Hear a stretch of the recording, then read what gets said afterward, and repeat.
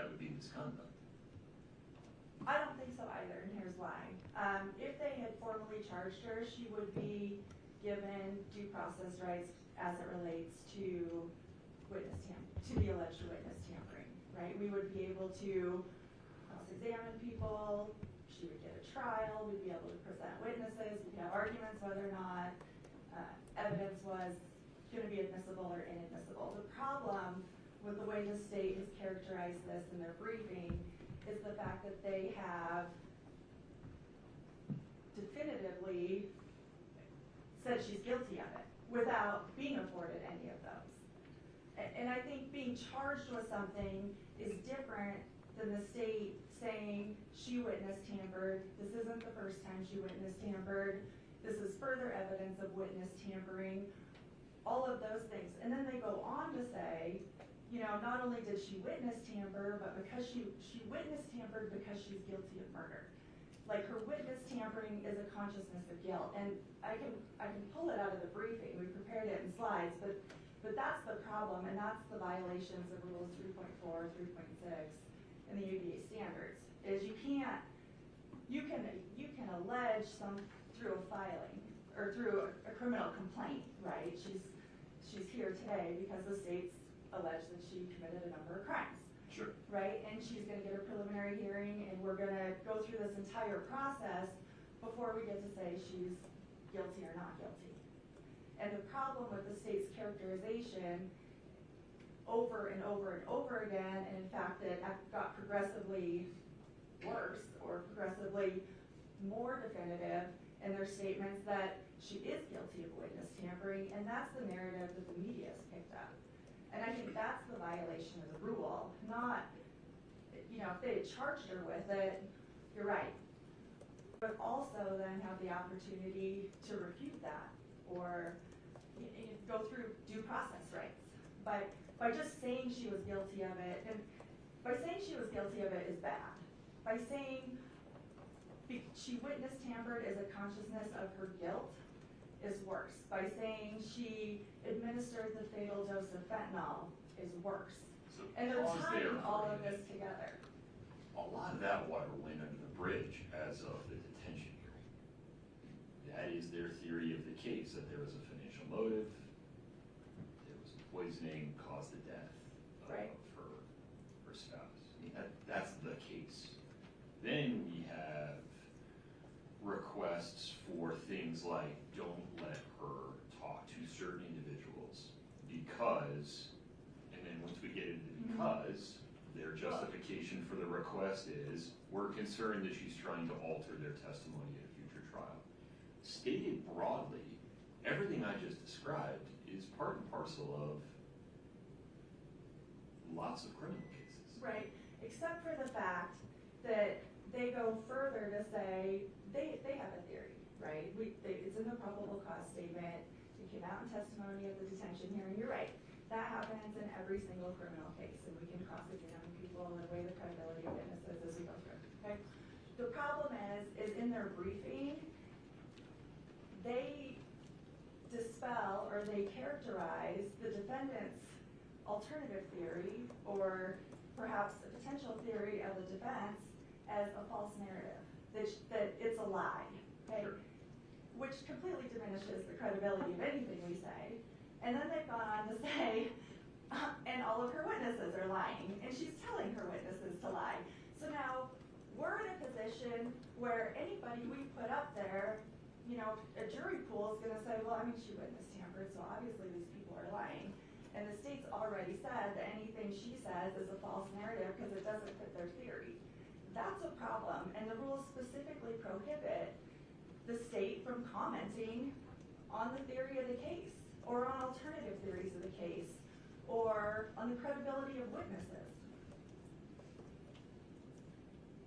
And trying to determine where the line between permissible advocacy and impermissible communications that would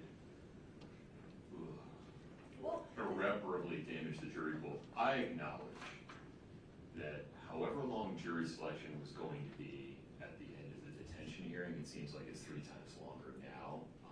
I'm with you. I got it. But why can't we, through a combination of unfavorable jury selection and instructions to whatever jury gets selected mitigate the harms that you're describing?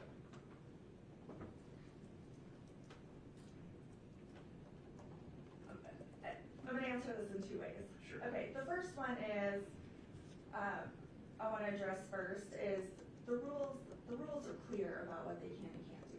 And the rules are clear about prosecutors in particular, what they can and can't do. And they have a heightened duty. And there's case law out there that specifically says they have this heightened duty because things that come from the government come with more indicia of credibility, right? If the government's saying she's a liar and the witnesses are liars and any theory she has of the case is a false narrative because it doesn't fit theirs, that's a violation of the rules, like period, I think.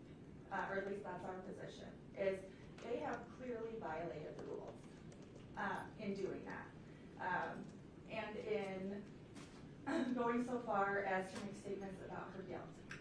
There's been a violation of the rules. I think what you're getting to is a potential remedy, and I think the prejudicial effect is that this is everywhere.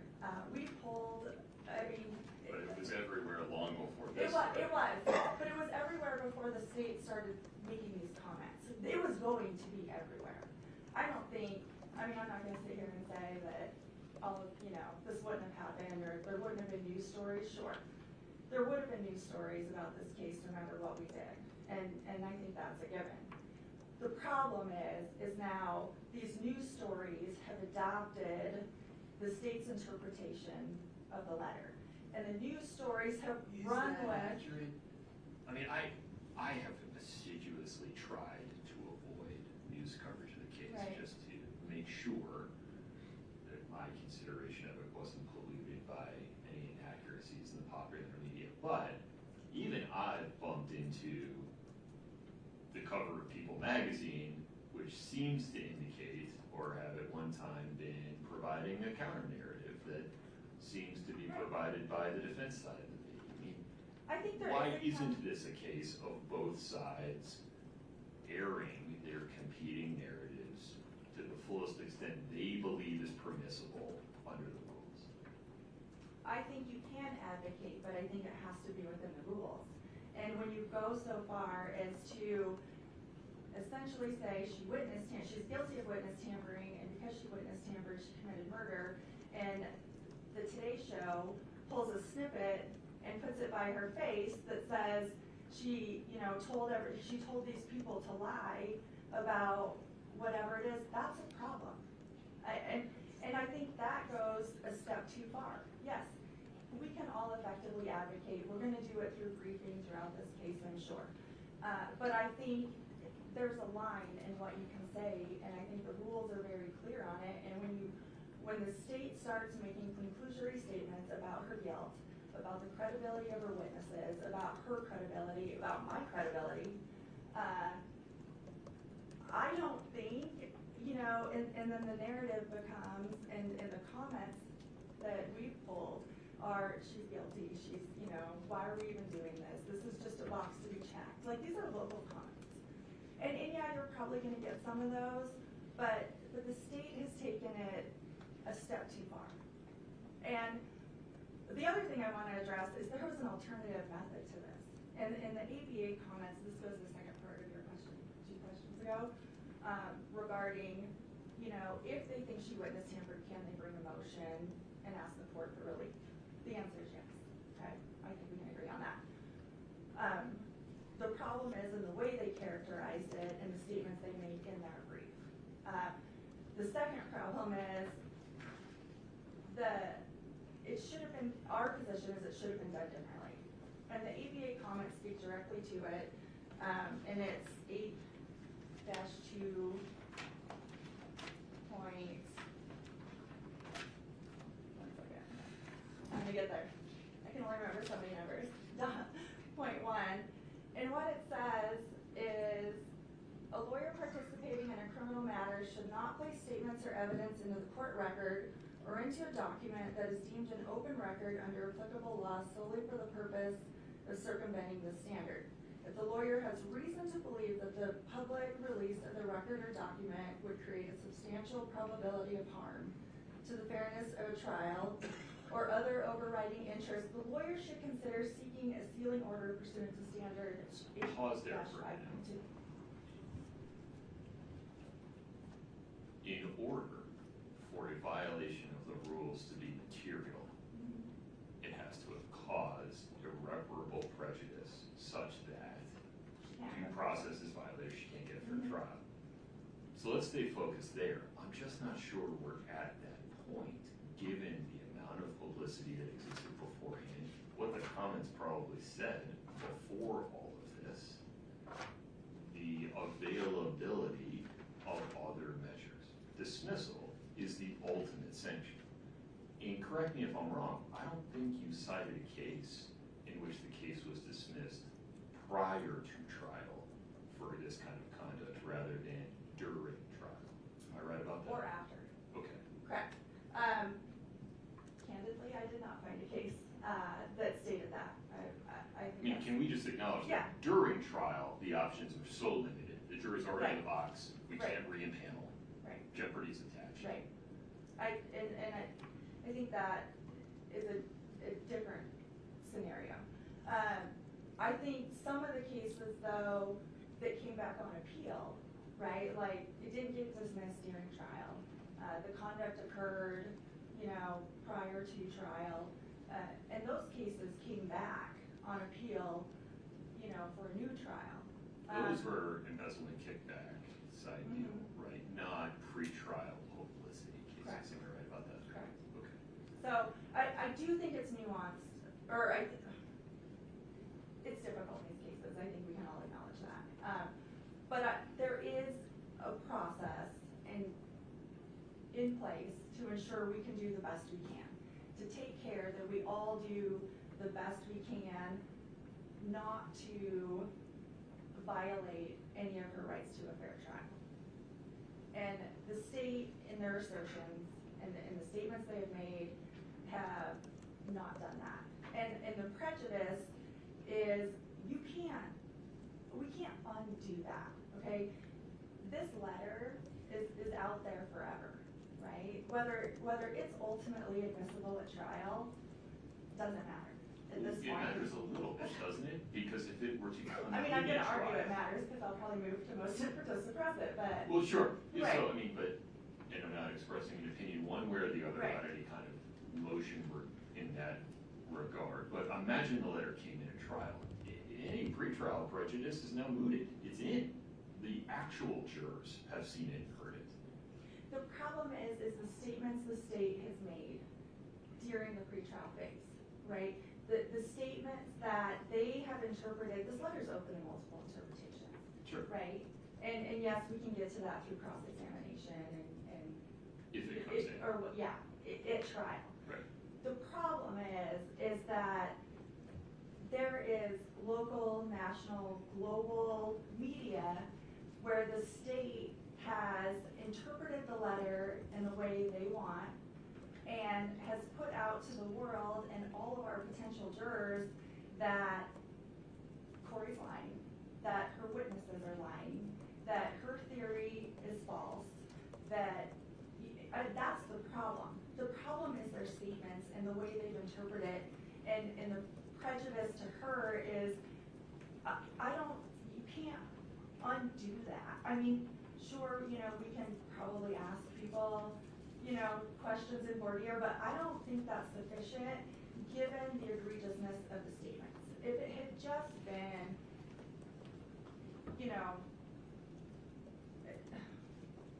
the way it should, in my opinion, the way it should have been done, or the state's, or the defense's assertion is they could have moved the court for a motion for a no contact order.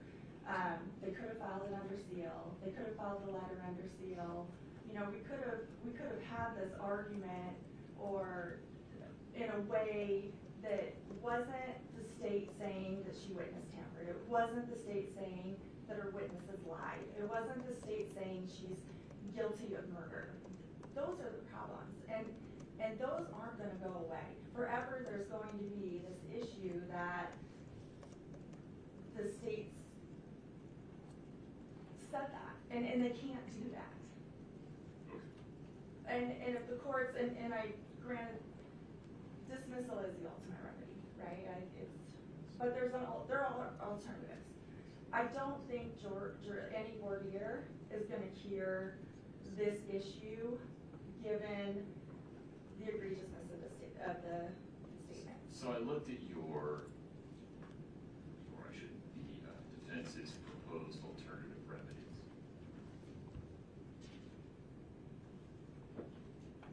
I'm not prejudging a motion to change venue, but you haven't provided a basis to change venue yet. The dynamics that we're talking about, as far as I can tell, exist statewide, nationwide. This case was covered by the BBC. I don't know that you will find a jurisdiction that is, certainly not the state of Utah, that is going to be materially different than Summit County in terms of its saturation with media coverage of this case. Correct. I think there will be other grounds, and that motion will come. We're fairly early in the process of this, so I do anticipate moving for change of venue.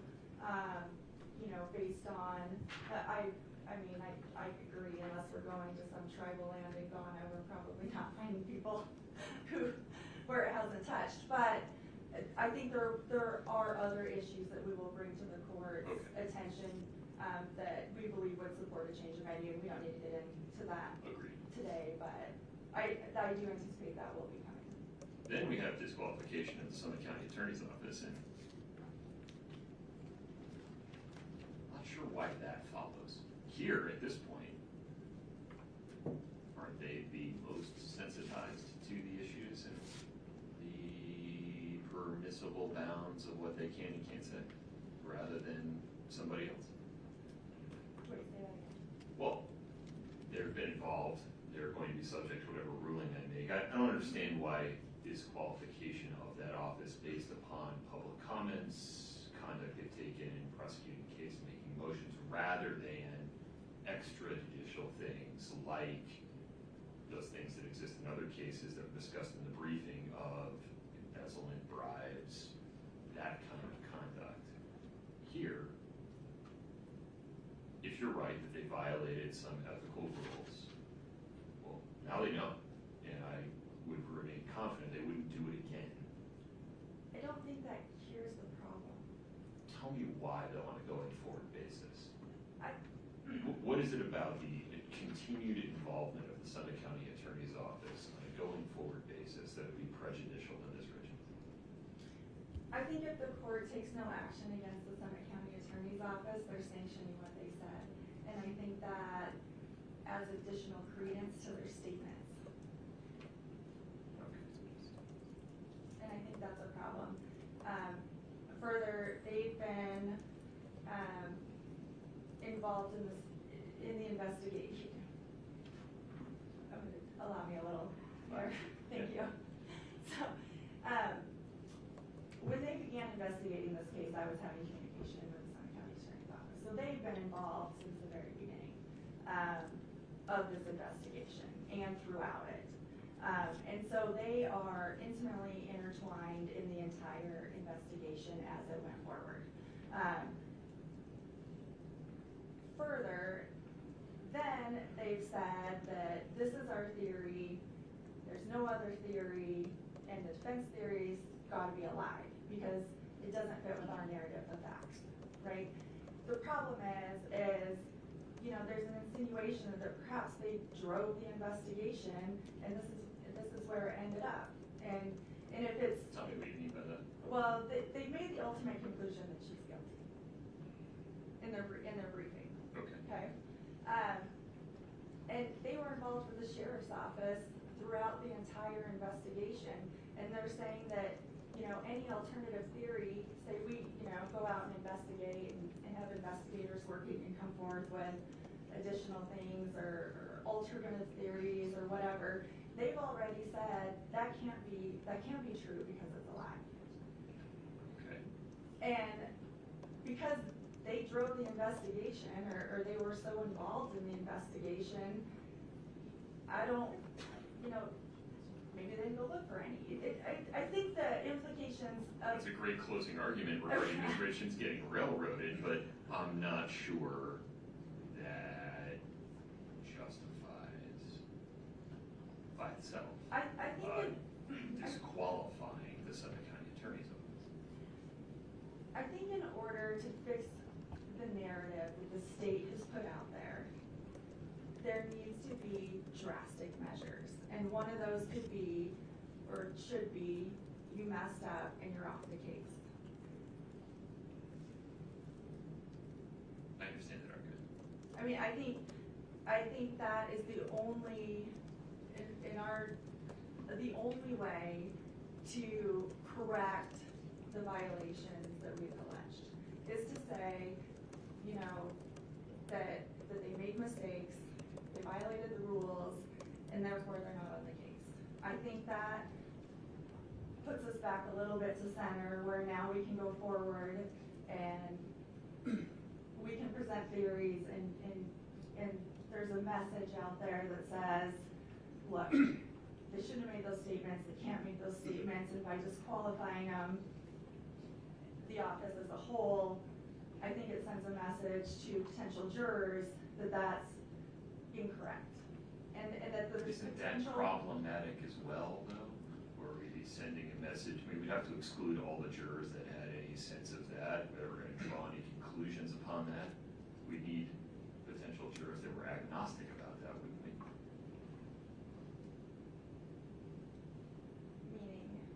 Meaning they didn't have an opinion one way or the other regarding the motives or conduct of any of the participants. Right, but there's still, I don't think without proper remedies from the court, it restores Kouri's right to a fair trial. Okay. I mean, at the end of the day, we can't, doing nothing essentially just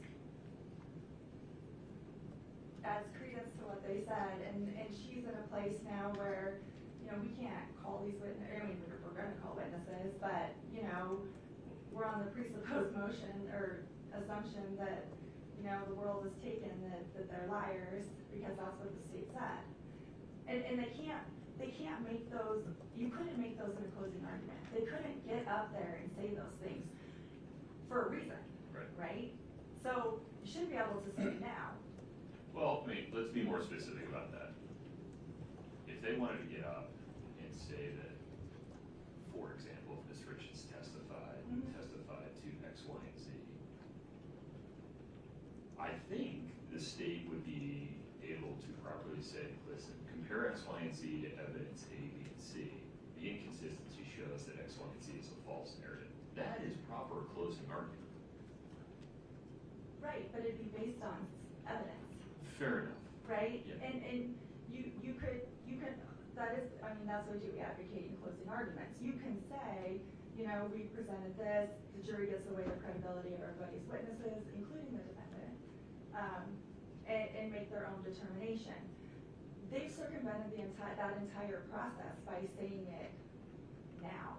They've predispositioned everybody to look at these people through a lens that they're lying, to look at Kouri through a lens that she's lying, to look at Kouri through a lens that she is trying to get people to lie for her, to look at counsel, frankly, through a lens that I'm doing improper, I'm doing nefarious or criminal acts, is what they've alleged. So that's the problem. They have essentially hit every single part of the rule that you're not supposed to violate. And the comment to 3.6 lays out things that are materially prejudicial. So I think that answers that question, where they're making these statements now. 3.6 in the comments specifically says these things are materially prejudicial. And those are the things that they've done here.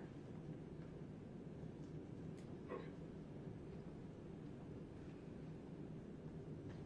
I understand your position. mistake. Was there anything else you wanted to put on the record in the first place? No. Okay. We'll just, Mr. Pleasant. Good afternoon, Your Honor.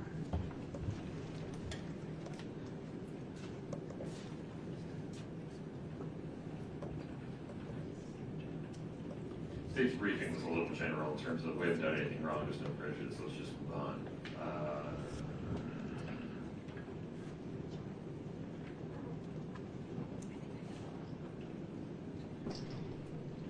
Address Ms. Lazaro's argument that the things that the state said in its briefing related to the walk the dog letter are not the types of things that the state would be allowed to say in closing argument.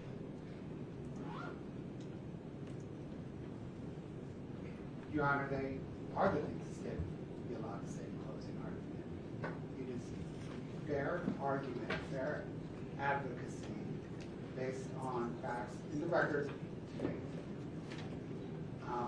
And that's an important point here is that consistent with First Amendment jurisprudence on public access, consistent with the court's rulings on public access, these are public debates. These are the debates where the state makes its case in a filing, and the defense has an opportunity to rebut that case in the filing. They've just rebutted it, not only in their prior filings, but right here, right now at this podium. And that is fair litigation. That is how cases are litigated in criminal courts throughout Utah every single day.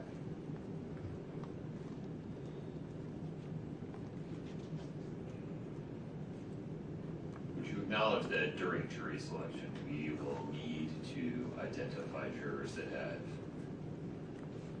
no knowledge of a whole long list of things, including the briefing and media coverage regarding the walk the dog letter and the manila envelope and any number of other things? Yes, Your Honor. Undoubtedly, the court and the parties will select a fair and impartial jury. That will take longer than normal. That will take a jury pool larger than normal, an enlarged questionnaire, expansive voir dire. But there are people in Summit County who are not following this case, at least a dozen or so. And there are people, who we can see as very impartial. Summit County Court set a jury on the Paltrow matter that received tremendous publicity. The court was right to note that much of this publicity is both national and international. More so probably than Summit County. I can think of two pending cases before this court, one civil, another criminal, that are receiving as much local ink as this case. And the court will see Summit County juries in those cases as well. As it relates to the walk the dog letter, and kind of this instant discussion we're having, the Algiers case that I don't remember if it was the state or the defense cites in its briefings, in dicta makes, I think, a pertinent note that the publicity at issue in the prosecutorial misconduct and retrial motion was kind of a drop in the bucket to the overall publicity that the case received over the arc of time. That's where we are here as well.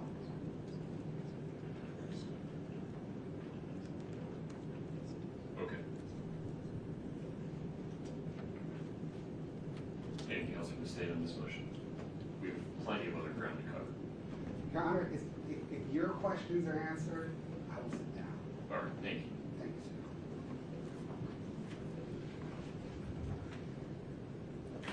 Ms. Lazaro. there are a couple of things I'd like to address. Please. With so answering.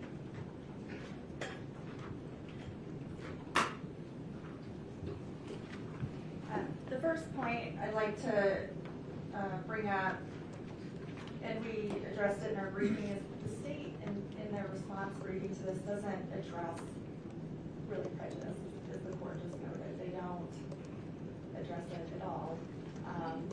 That they're, I mean, essentially, what they say is that maybe it doesn't matter, that this is out there and so be it. The next thing, I think it's important to look at the statements. The state is saying that they could say these things in trial. They could say these things, perhaps some of them, if they're supported by evidence in closing argument. What they can't say, and I think I'll just pull out a few of the ones that I think are particularly problematic, is, you know, they first say that the court needs a no contact order to prevent the defendant from further engaging in witness tampering, essentially implying that she's witness tampered before. Right, but I come back to the hypothetical if they had just charged her. But they haven't, that's the problem. I know, but isn't that better for her? Well, yeah, I don't want any more charges, Right. I agree with you. But isn't it a proper exercise of prosecutorial discretion to say, that is a distraction to prove that lesser charge. We're going to focus on the top level charges that are in the information. Absolutely, absolutely. And I don't. So the only reason I raise that is to say, in that alternative universe that I am describing my hypothetical, the information, the preliminary hearing, all that stuff would be transmitting the message, she's a witness tamperer. That is not different than we have here. It might be worse. It might be, but it might not be, and here's why.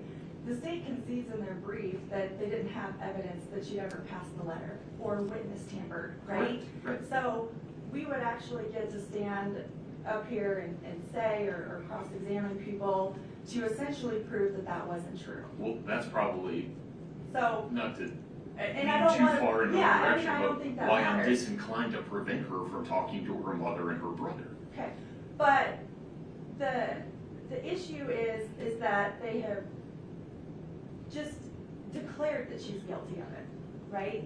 Instead of. Is there anybody in the world that thinks the state of Utah doesn't believe she's guilty of the crimes for which she's been charged? Is there anybody in the state of Utah? Well, I hope so. Well, I guess, no, not that they believe personally, but that does anybody out there think the state is just doing this as theater? I mean, the state's position from the beginning is she's guilty. Right. I don't think they've been unclear about that. No, but the problem is that they've used, the way they've drawn the inference between witness tampering and the ultimate decision that a jury is gonna make in this case after it hears evidence is that because she witness tampered, is a consciousness of guilt. You know, she induced people to lie because she's guilty, right? Isn't that similar to some of the arguments that we heard on which I relied during the detention hearing regarding the internet searches? Consciousness of guilt, trying to hide conduct.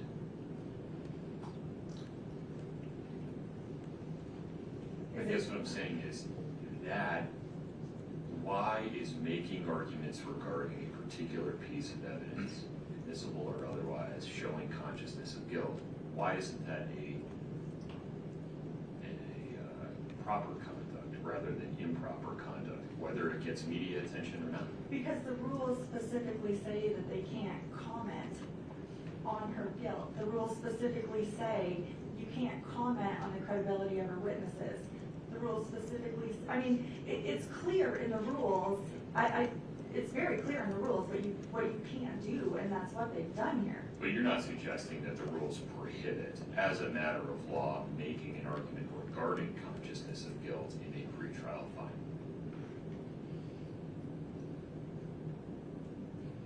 I think when you tie it to the ultimate, I think it depends on the context, right? I think you could use this phrase, consciousness of guilt, in a number of different ways that doesn't say she's guilty of witness tampering, we're telling you she's guilty of witness tampering, and because she's guilty of witness tampering, she's doing it because she's guilty of murder. And that's what you can't say. You can't go that far. Yes, there are probably a number of ways you could argue that in different ways that may not violate the rules. But the way they've done it here violates the rules because they're specifically commenting on her guilt in this case. The other thing I'd like to address is the ABA standards essentially say there's different ways to do it. Like you could have done it under seal. This wouldn't have been an issue. She spent a vast amount of money. Taxpayers have probably spent a vast amount of money and time on this issue where we're not working, it's limiting our ability to work on other things. We're doing this. Ultimately, this rests on, or what's alleged, she violated jail procedure policy. They make that determination, okay? The jail has internal remedies to deal with that. And the jail has decided that she recently violated one of those, and they have prohibited her from contacting her mother.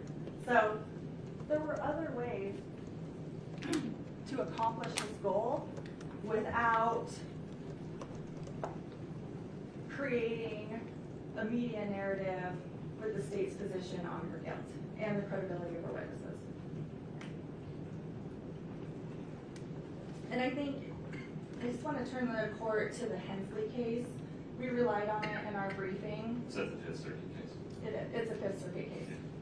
That was during trial though, right? It was. Okay. And I get that sometimes it's different. It can be different during trial because you've impaneled the jury. Those are the people who are sitting in it, right? I think that is different.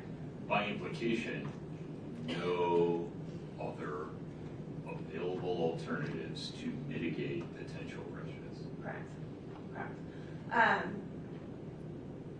But it's still,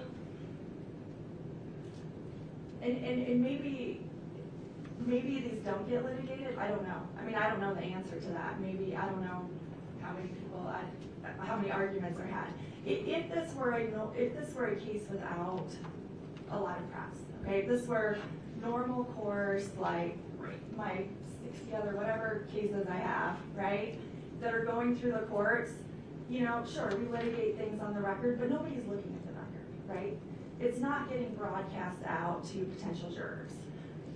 And so when you look at those types of cases in a normal course, it may not be problematic. I mean, it may still be a violation, but the prejudice may not be as grave as it is in this case.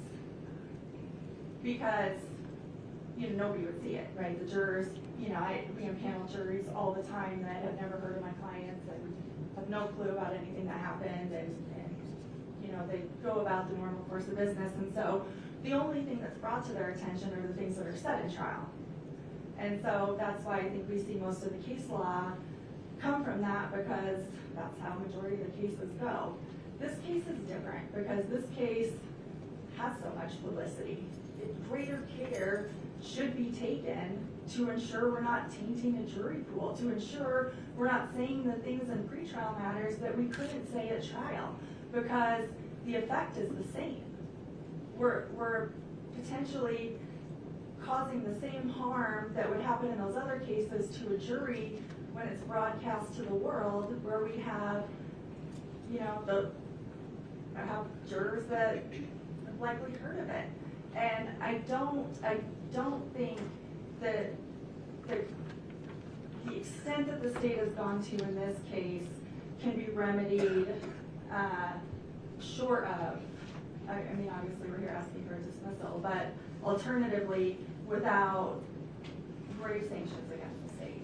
And we suggest that they be removed and this start over or continue forward, is what I should say, with a clean slate, in order to, put some order back in and, go back and ensure her fairness, her right to a fair trial. These premises aren't lip service. I mean, this is essentially the most important thing we can be arguing at this point, is whether or not we can ensure that she gets a fair trial. I think that ultimately is the most important thing in a criminal case. It's, the lofty reason a lot of us started doing this in the beginning, because we were going to be a champion for the rules. But, and I don't mean to make light of that. I think that's true for most of us who do this. But it is the most important thing. And so it can't be just, well, as the state says, like, too bad it's out there, we're just going to keep going, it's fine. It's not fine. It's not fine because they violated the rules, and the result of that is worldwide prejudice and a world that thinks that her liars and her witnesses and her counsel, are going to misrepresent things to them or lie to them. And that's a hard thing to remedy. I understand your position. Thank you. Thank you.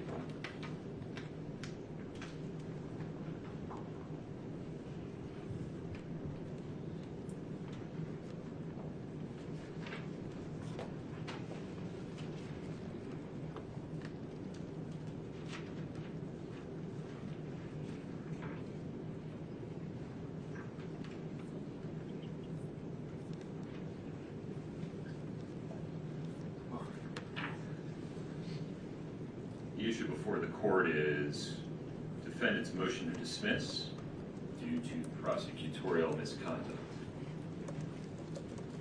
The gravamen of defendant's motion is that due to conduct by the Summit County Attorney's Office, defendant has been denied due process and her right to a fair trial. Specifically, defendant asserts that statements made by the Summit County Attorney's Office in briefing related to the walk the dog letter, briefing related to the Summit County Attorney's Office request for further limitations on Ms. Richins' ability to speak with her family members, have included statements that violate Rules 3.4 and 3.8 of the model and Utah Rules of Professional Conduct. Those statements include things like, quote, defendant is engaging in witness tampering or needs to be prevented from further engaging in witness tampering. The motion for no contact was based on the defendant's witness tampering and the breach of jail security procedures. Walk the dog letter illustrates the defendant's consciousness of guilt with respect to certain explanations made by the defense for certain actions, that no such link exists in the evidence, that defendant concocts a false narrative, that defendant's own handwriting, she attempts to induce her brother to testify falsely, that she is facilitating witness tampering and supporting a false factual narrative, that she is giving her mother instructions to induce her brother to testify falsely, that this may indeed not be the first time the defendant witnessed tampering, and that defendant is making a frantic, dishonest attempt to explain how fentanyl came to be involved in this case. When viewed in isolation,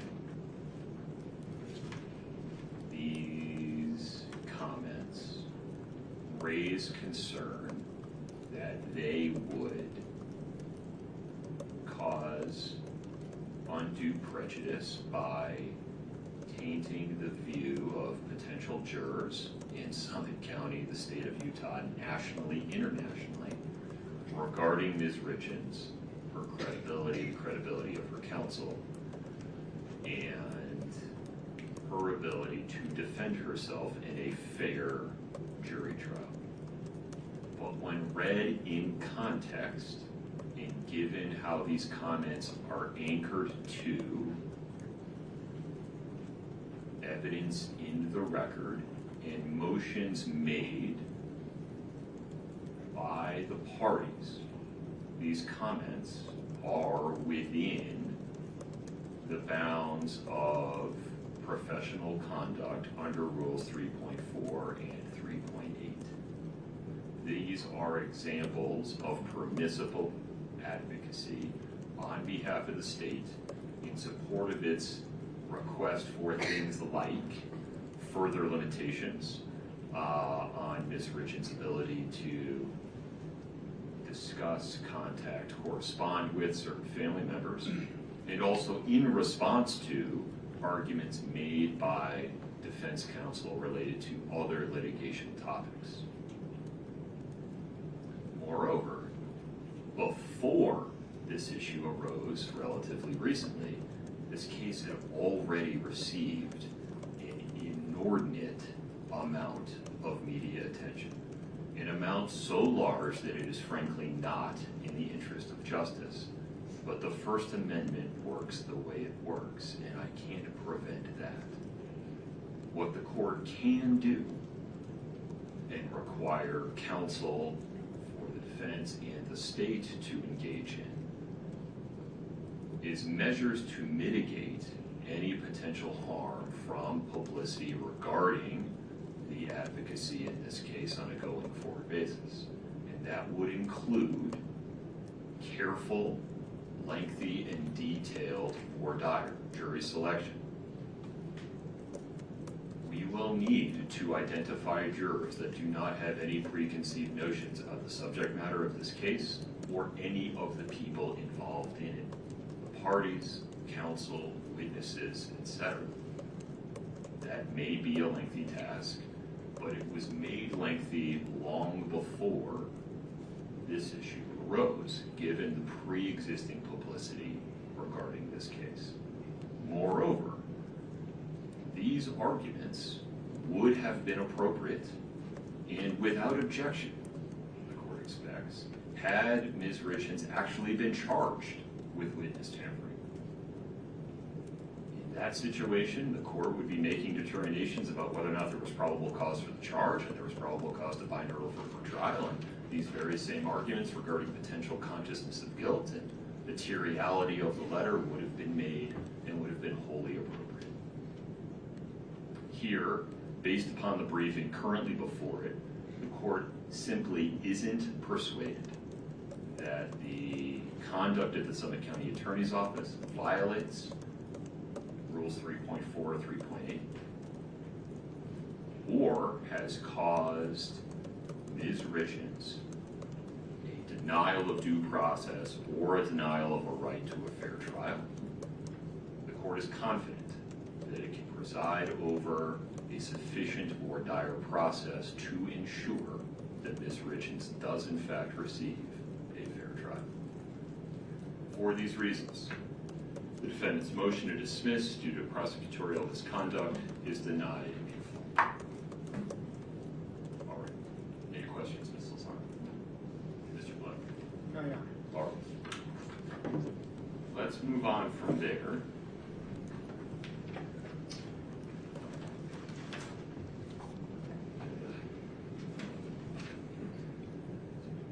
Let's go to the no contact order. The motion for no contact order.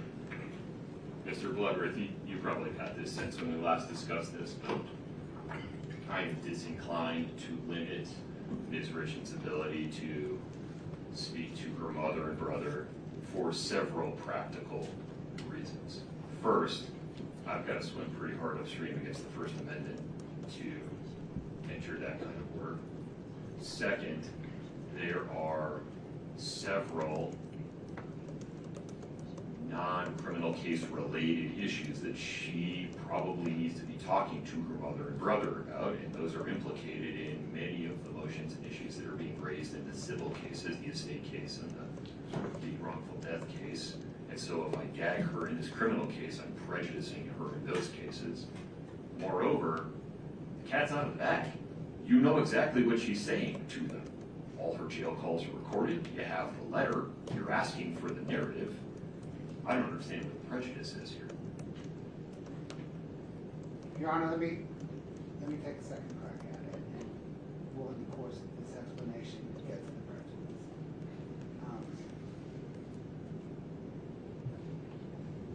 Your Honor, in a sense, the court has its hands on a dial, and if it turns the dial in one direction, it can amplify the protection against witness tampering in this case. If it turns the dial... Assuming any has occurred, right? I'm talking going forward. Okay, fair enough. Going forward. Yeah. If the court were to rotate the dial in the other direction, it could more narrowly tailor the prior restraint. And they're correlated, right? So if you amplify the protection, you're going to have a much broader prior restraint. And so when the state first asked for the no contact order, a lot of water under the bridge since then. When the state first asked for the no contact order, it asked for a lot of protection against future witness tampering, which also meant that prior restraint wasn't very narrowly. I think we're at a point now, having all learned a little bit over briefing and argument before today, including today. Based on where we stand now, the state would kind of adjust the dial, accept some risk to future witness tampering in order to more narrowly tailor the prior restraint. And I recommend, to accomplish all of that, to include the necessary communication you referenced in your question. I think a more reasonable and appropriate order reads something like this: that the defendant shall have no contact with her mother, Lisa, and her brother, Ronnie, regarding the criminal case outside the presence of counsel. That would allow any necessary contact to prepare her defense. That would allow, in fact, necessary conduct with her mother and brother to prepare her defense, but it would place counsel there to ensure that it was just preparing her defense. Then the order would read, any or all contact outside the presence of counsel will be either through an in-person visit at the jail or through the jail's home wave applications, text each. And I say this because there is a monitoring component involved. The state is having to monitor the defendant to ensure going forward there is no witness tampering. And the state thinks the restriction on in-person and texting allows monitoring kind of without gaps. When we get into monitoring hours of phone calls, there are gaps. Status quo right now, a defendant in the Summit County Jail is given notification when they make a phone call that it may be recorded, right? Yes, Your Honor. In-person meetings, are they notified that those may be recorded? Yes, Your Honor. They are audio and visually recorded. The inmate and visitor are both notified. And status quo, the inmate can't pass anything to a visitor, correct? Outside of counsel. And we'll get into that in a different motion, but is that correct? Yes, Your Honor, that's correct. Okay.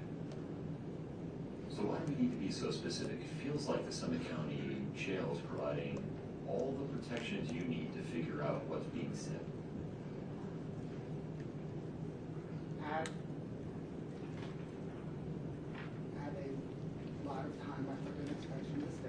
part of counseling somebody, I appreciate that. In that prosecuting them, yeah. And that risk that we're missing something. All right. Okay, I understand your position. Thank you. You'll get the last word. Yes, sir. I'm sorry, Ms. Lazaro, is this one yours? Yes.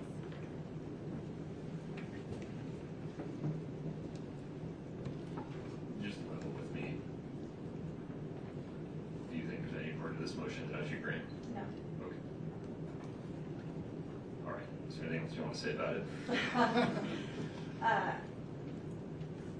I think it should be denied, and I think that, I'm just gonna reiterate, the problem is that the entire thing is premised on their accusation of witness tampering, which they have failed to prove. Well, I mean- perhaps we can acknowledge that there are several plausible readings of the walk the dog letter. Yeah, if the court wants to. One of the several plausible ones would be consistent with the state's version. Correct. Okay, And one would be the defense's agreed. version, and. I you guess know, what I'm saying is, if the why do I court have wants to go figure it so- out? Well, you don't, and that's the problem, we shouldn't Okay. have to. Like, that's the whole problem with all of this, is they're alleging a crime without any sort of due process, or without any sort of evidence to support it. And the fact that letter. There's some could or evidence, I mean, couldn't- a letter exists. A letter exists, yes, but there's no indication in the reading of that letter that that letter could be written in the lens of, these are the people who are gonna testify. I want them to remember these things, right? And that wouldn't be witness tampering. She can completely do that. Also, that letter was never passed or showed, and the inferences made by the state is just because she held up one letter that she must have was going to do it with this one, and that's the problem. Like, they have not made a showing that even comes close to a probable cause finding for witness tampering. And you know, I think there needs to be some acknowledgement, if the court's inclined to deny that there isn't a finding that happened as part of it. I think it's probably more important for me to make no finding whatsoever on that, isn't there? Yeah. Okay.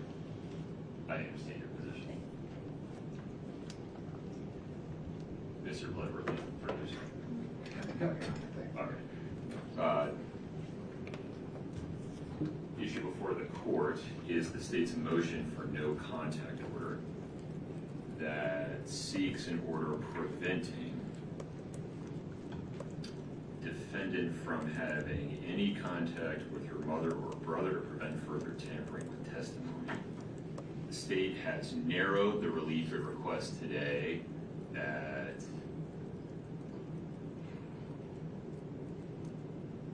oral argument to say that defendant should have all in-person, or request that defendant have all in-person meetings with her mother or brother with counsel present, and that other communications be monitored in specific ways through technology available at the jail.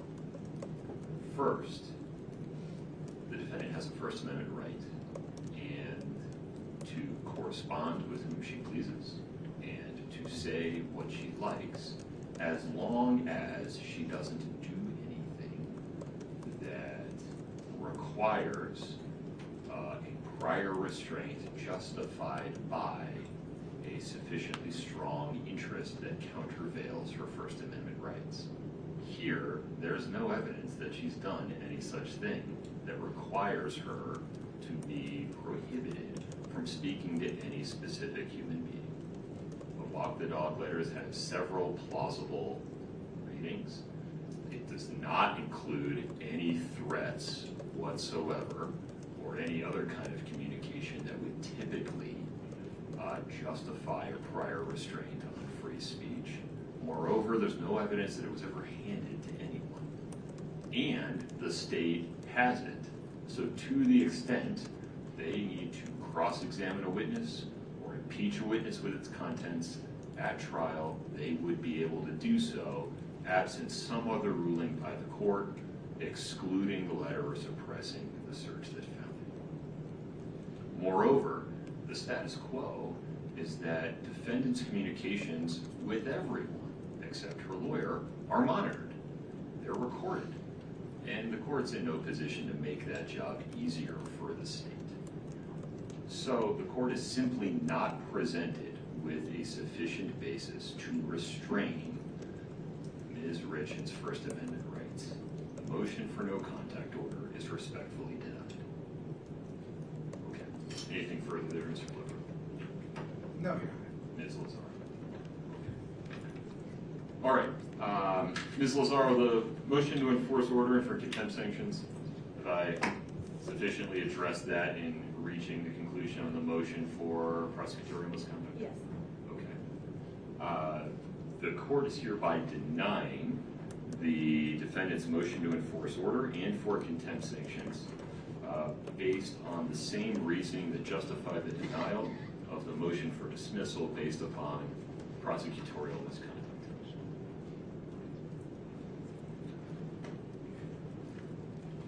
Let's turn next to the state's motion to compel good cause disclosures.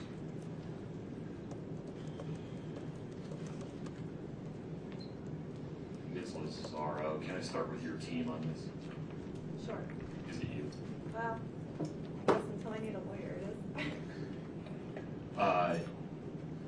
There's a 60-page document. I have no idea what's in it. You assert it's privileged, correct? I don't, there is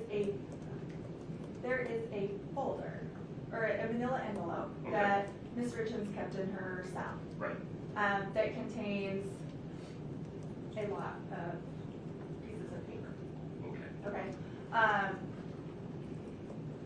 As far as whether a document, our assertion, yes, is that everything contained in that is privileged by way of, it was given to me, it wasn't given to anybody else, it wasn't published, it wasn't, nothing else was done with it. So yes, We'll that's take our this one step assertion. at a time. So the defense asserts this 60-page or 60-something page document is privileged. The state asserts it is not and is material to their case because, depending on which version of the explanation you focus on, it reflects a partial factual, partial fictional narrative. Typically what we do is in-camera review and then allow the parties to make arguments regarding the content of the document and have a legal ruling about whether it is in fact privileged and subject to disclosure if it's not. You have access to the document, so you're in a good place to make those arguments. I can't ask the state to argue about this with one hand tied behind their back. So, do we give the review attorney access to the document with a strict order that the review attorney cannot share any of the substance of the document, certainly not the document itself, with anyone from the state, and then have a sealed proceeding by which your team represents defendant's interests on this issue, the review attorney represents the state's interests, and then I make a determination? We could do that, or the court could do an in-camera review. We, as a team, kind of reviewed, discussed this kind of came up last minute, as far as putting it on today. And I guess I'll put this question to the court, part as to how you want to go far enough. Part of our, I think, concern or things we want to address as it relates to privilege is how and where it was found. And if the court is just simply inquiring as to the contents of the packet itself. Well, but would you acknowledge that just putting a document in an envelope labeled attorney-client privilege and handing it to your attorney and no one else, that's not sufficient. If you put a takeout menu in that envelope and hand it to your attorney, the takeout menu is not an attorney-client privileged communication. That's correct, it wouldn't be, but this isn't a takeout menu, these are her handwritten notes. I know, but I don't know what they say. So if they are in fact a fictional narrative where she's just writing a short story, I'm not sure they're privileged at all. Well, I think. But I'm also not sure they're materials. I was gonna say, I think it needs, before anything, whether it's reviewed by the court in camera or whether it's reviewed by Mr. Jordan, I think there needs to be a twofold analysis as to what and what not is privileged, and then what and what not may or may not be relevant before it's turned over to the state for review. I agree. What I am reluctant to do is make that determination in a vacuum without the benefit of advocacy by the defense and the state. And so I agree with you, though. It's a two-part determination. And the privilege issue is a gate. If I determine that it's a privileged communication, it does not get produced, no matter how material it is. Correct. All right, let me ask the state about this. Mr. Bloodworth, you see where I'm headed here procedurally. Any objection? No, Your Honor, that's what the state asked. It was unclear to me, though, whether you were asking for the review attorney to just make the call or have only the review attorney brief it. But what would need to be clear is the review attorney would have access to this, would be the state's agent, would represent the state's interest, but none of your team and none of your office, nobody else in the executive branch could have access to the document or disclosure of its contents. Correct, Until Your I Honor. made the ruling. Your Honor, I'd back off a little bit of what you said and say the review attorney is not the state's agent, he's a neutral. He was selected by the defense counsel.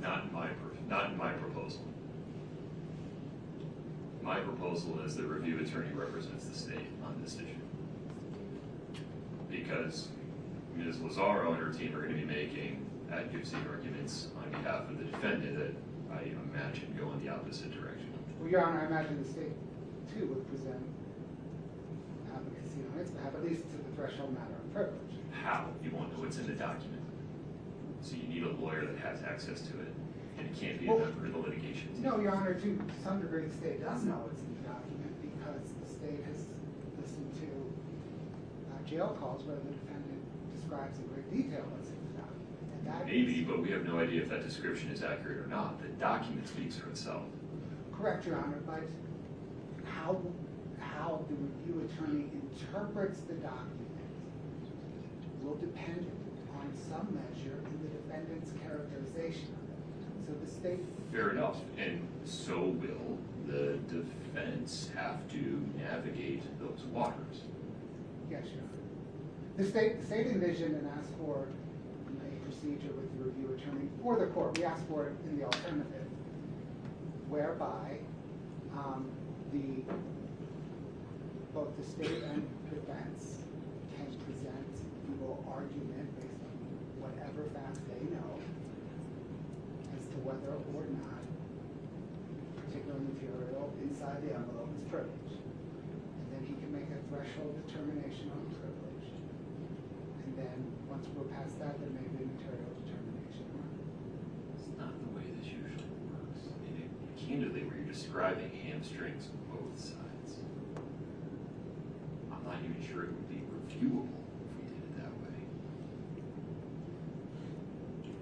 Why wouldn't we just have the state designate, I imagine it would be outside counsel, who for this specific task is walled off from the state's prosecution team?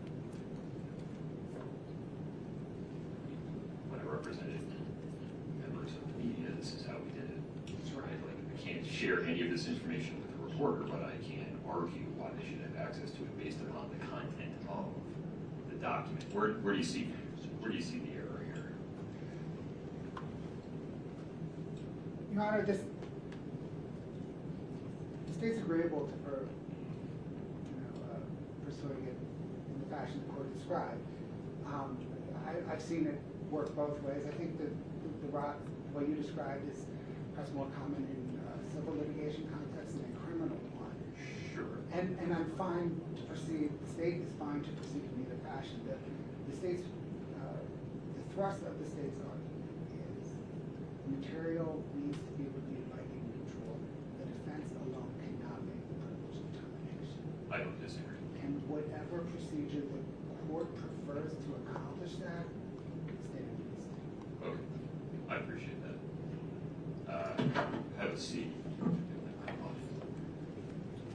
There's a lot of chatter over there, Ms. Lazar. You Sorry. feel like we need to Yeah, go in a different I direction? just, I guess, 2 points I'd like to make. Given that the court is viewing the review attorney as an arm of the state, our preference would be that the contents be reviewed in camera for at least the initial. Maybe I'm wrong about that. Forgive me. I mean, the existence of the review attorney, Generally speaking. their identity was new to me until I read the briefing on this issue, right? And so it doesn't have to be the review attorney, but what I'm trying to avoid is, on the one hand, the court making this determination without the benefit of the adversarial process. And we're not asking for that. I agree with the court's proposition as to how to move forward, and that it first get reviewed for privilege, and then we address materiality of it. I don't think, when we're talking about the first step and the privilege, if we're arguing about whether or not certain things contained in there are privileged or aren't privileged, the state, the council here today, should not be able to make those arguments because it negates the whole point of privilege. That's my point. Okay. And so that's why I think they, in my version of the procedure, need to have an outside lawyer whose sole role is to make those arguments on behalf of the state. Right. And we have identified Mr. Jordan as That an agreed upon review attorney Okay. as it relates to that. So I guess I'm envisioning probably 2 separate processes. We have a hearing on, or at least briefing on privilege, and then a briefing on materiality. Yeah, maybe we can just do it all at once. I don't know. Well, I guess, yes. Well, If you're going to review yes, the documents that's and fine. briefing this. That's fine. The other thing I just think is an important, like a side note, and this is probably gonna come up in the briefing, the jail searched that packet multiple times and passed on everything in it. It was, and I'm just bringing that up as, and like I said, it'll probably come up in argument, but, you know, they've already, you know, they have been through it, so. I'm not sure what the significance of that is, but I don't know that I need to. Yeah, we don't need to right get now. in it today. but- Okay. All right, so, Do you have any other questions? no, I have some practical questions for the state. And if you're not prepared to answer them right now, Mr. Bloodworth, I'll understand. I'm moving this issue in a direction maybe you didn't anticipate, but are you prepared to stipulate that the review attorney, Mr. Jordan, will be the state's attorney for the purposes of this walled-off review of the 60 whatever page document? Or do you want to designate a different lawyer and keep the review attorney separated for future tasks? Maybe you're not Your ready Honor, to answer. I want to consult with my team briefly on this, and part of the reason why is the review attorney is already engaged on other reviews. Right. Okay. And so my sense is we need a new attorney. Maybe so. That I don't want any of his other reviews to Be effective. be affected. Okay. Why don't we're going for about 90 minutes. Why don't we take a 15-minute break? Before we get there, can I just make one more point? Sure. I think before we get to the point of whether or not they're privileged or not privileged, we need to address whether or not we should be compelled to turn it over to start with. That would depend upon materiality, right? I think that's right. I mean, I think the Hypothetical. state needs to make a showing as to why they think they get this packet, first No, of no, no, all, I- right? Well, all right, so let's put aside any issues of whether the way the document came to the state's attention is appropriate, should be suppressed, excluded. put that aside. I don't have any motion like that in front of me. Okay. The state knows about it. They know some things that Ms. Richins has said that they think refer to the content of the document. Don't know whether or not they're accurate. We'll find out. Whether the defendant has to turn it over under Rule 16 will depend upon whether it's material, right? Whether there's good cause for the disclosure. Hypothetically, if she's like, here is a timeline of how this went down, and just gives a list of admissions, and somehow it's not privileged, right? That's the kind of thing that would need to be handed over. If it's, here is a short story about Care Bears, I'm not sure it's the kind of thing that needs to be handed over. Do you see the law differently? Well, I guess in my mind, we need to go back a step. I mean, we're talking about whether or not things are privileged or not privileged, and then if they aren't privileged, whether they're material. Before we get to that, I think the state needs to provide a good cause showing as to why they think they get it, and I think it doesn't. Before we ever get to any of those steps, like, well, why? I think they would say they have a sufficient threshold to trigger the privilege review based upon portions of the recordings of Ms. Richins' jail calls in which she says this is part fictional, part factual. Am I summarizing that correctly, Mr. Bloodworth? Yes, Your Honor, Your Honor. And so there's a reasonable inference in the state's view that the parts that are factual are backward-looking statements about what happened. They're factual. We'll find out. But there's at least enough that the state has presented to trigger your need to assert the privilege, maybe move to suppress, I don't know, and then to trigger the related materiality review. Do you see it differently?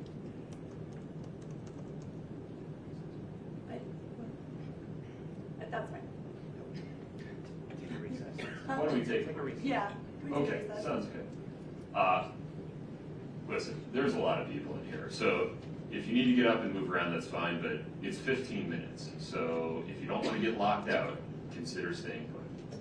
We'll be back at 3:20. Thank you very much. All rise.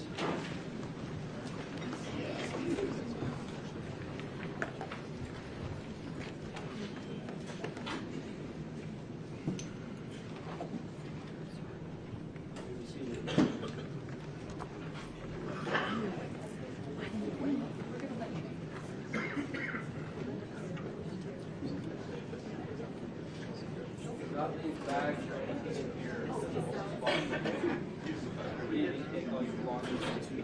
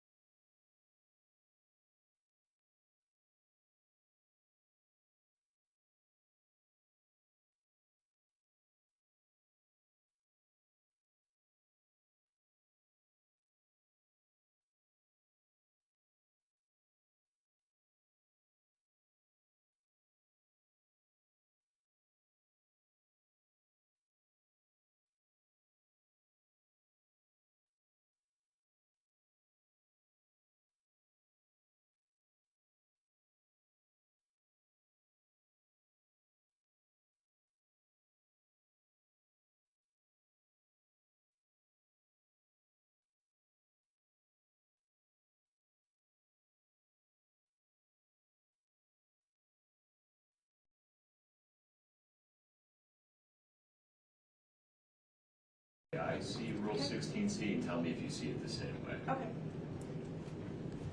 So, initially, the only thing the state has to show is the materiality of the information requested from the defense before the defense is required to either make the information available or assert a constitutional privilege, such as one against self-incrimination, an evidentiary privilege, such as the attorney-client privilege, or a counter-argument that you're wrong, it's not material.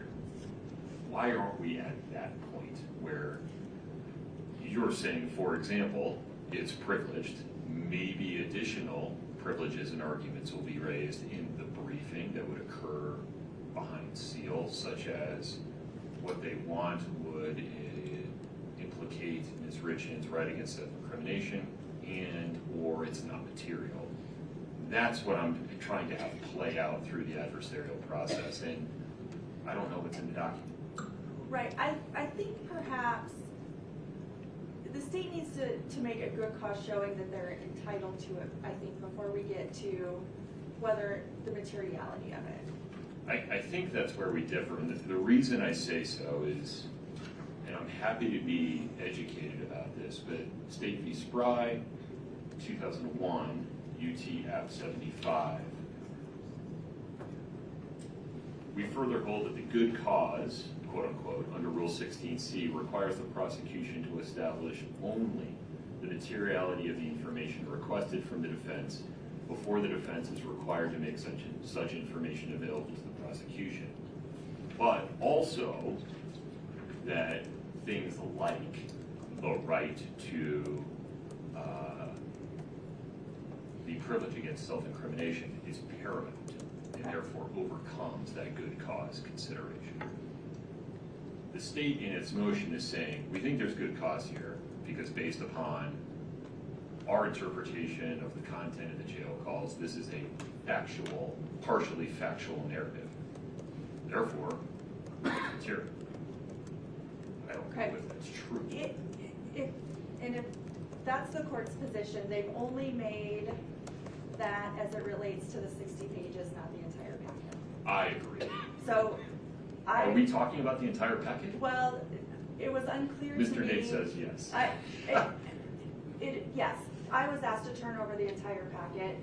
Is that accurate, Mr. Bloodworth? I thought the briefing was I agreed to turn over the 60-page document, and then upon reflection, I And can't then do that anymore. it was further requested that I give the packet to the review attorney. And the problem Did I with just call that, Mr. Nate? It's okay, you're up. yeah, I apologize. the problem with that is I can't, once I assert a privilege, I can't turn it over or I waive the privilege, Understood. and I can't turn over a part of it. So I guess what I need from the court today is an order telling me I need to turn over the 60 pages.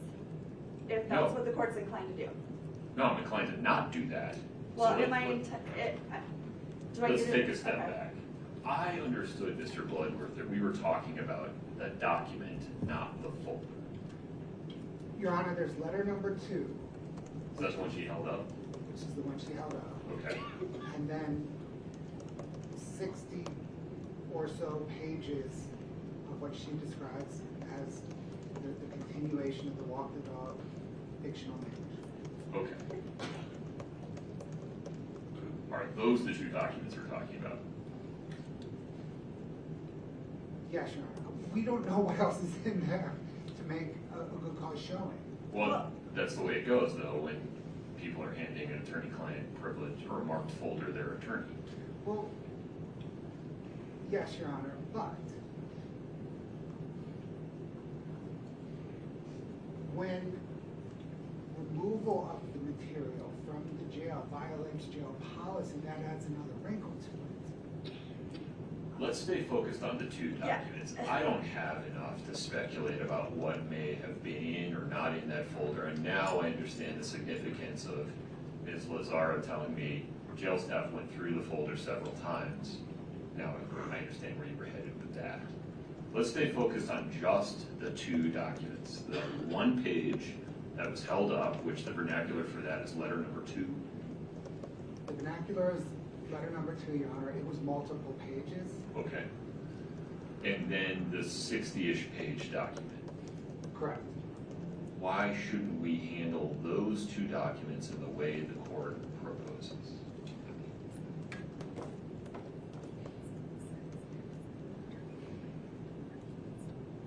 I have no objection to that, provided that the court order me to give them to the review attorney or the Right. court. I have no Understood. objection to those two documents. Well, we're so going to long put as- an order in place first, identify who either the review attorney or the shielded representative of the state in this process is. And listen, I understand that normally the court would just review a document and make a determination about privilege. This case is very high stakes. It's an aggravated felony. It has enormous amounts of attention. I don't want to make this decision without the benefit of the adversarial process. So we're going to use belt and suspenders on these. Have you determined, Mr. Bloodworth, who is going to represent the state in this process? Your Honor, not by name. Okay. We can, but the state will select somebody at short order to serve as the state's advocate in this process. I appreciate that. What I'm inclined to do is order counsel to meet, confer regarding the terms of an order that will control how this process unfolds.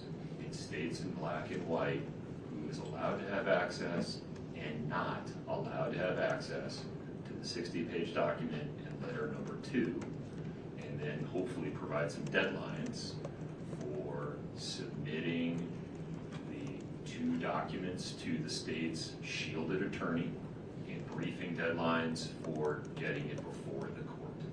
Does that sound reasonable, Ms. Listener? Yes. Mr. Bloodworth? Yes, Your Honor. That is the state's order. Can you meet, confer on that within 1 week?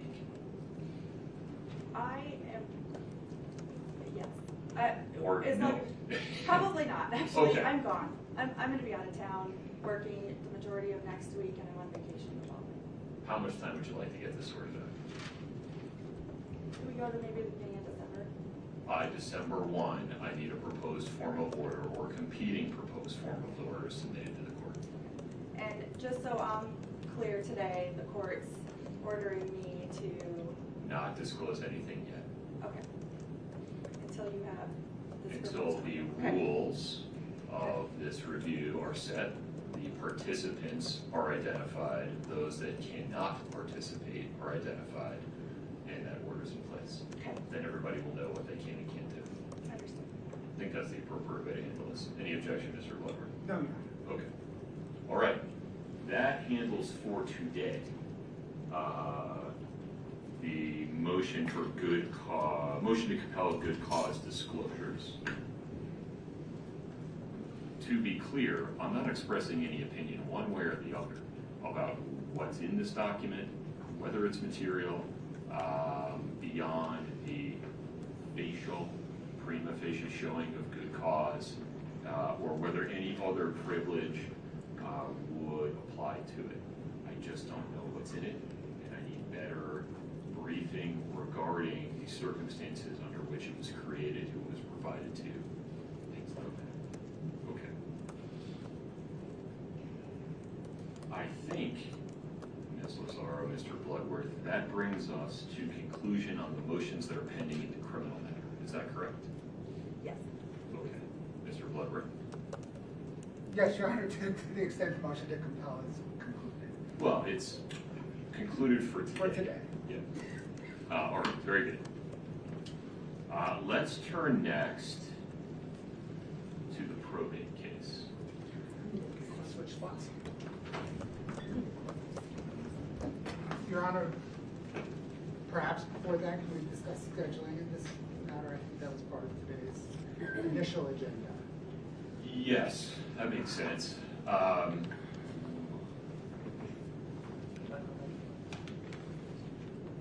I can appreciate why you wouldn't be comfortable having this matter not have a next scheduling conference, but there's a lot to be worked out on some document discovery issues. Ms. Lazaro, what do you propose? I think my proposal would be, let's get this order in place with the timelines and then schedule dates accordingly at that time. I'm comfortable with that, Mr. Bloodworth, if you are. Yes, Your Honor. Do we want them to get something off the calendar perhaps mid-December? Well, I think part of the court's order was that in our proposed order, we come up with deadlines and then For briefing, For that'll briefing. drive that'll drive the next hearing. my consideration, and then there will be a sealed hearing, I imagine, to hear from counsel's argument and you make a ruling. Okay, Your Honor, then we can perhaps Yeah. meet, Okay. confer, and propose as part of that. That would be my scheduling preference. date. Yeah. Yes, Your Honor. So Okay. that works. Anything else? If you don't, please let me go around that. No, sir, thank you. Okay. All right, very good. The probate, now. Mr. Hinton. No, not Mr. Hinton. Mr. Hinton this time.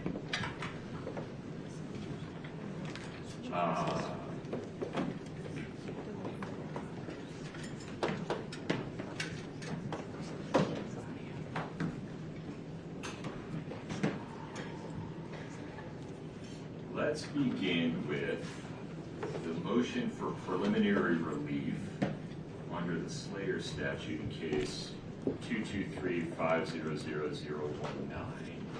Can I have counsel for the trustee and the estate make their appearance, please? Yes, Your Honor. Your Honor. James Tracy and Jake Gorange on behalf of Katie Richins Benson, who is the personal representative of the estate of Eric Richins and is also the trustee of the Eric Richins Trust. Welcome to all of you, and then counsel for Kouri Richins in this matter, please. Yes, sure. Austin Nate and Skylar Lazar on behalf of Court Richins. Okay, very good.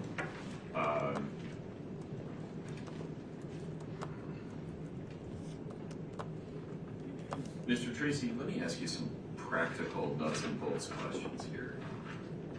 You ask for an order enjoining Ms. Richins from dissipating her property and assets, acknowledging that she will have some legitimate expenses that would need to be accounted for. That's true.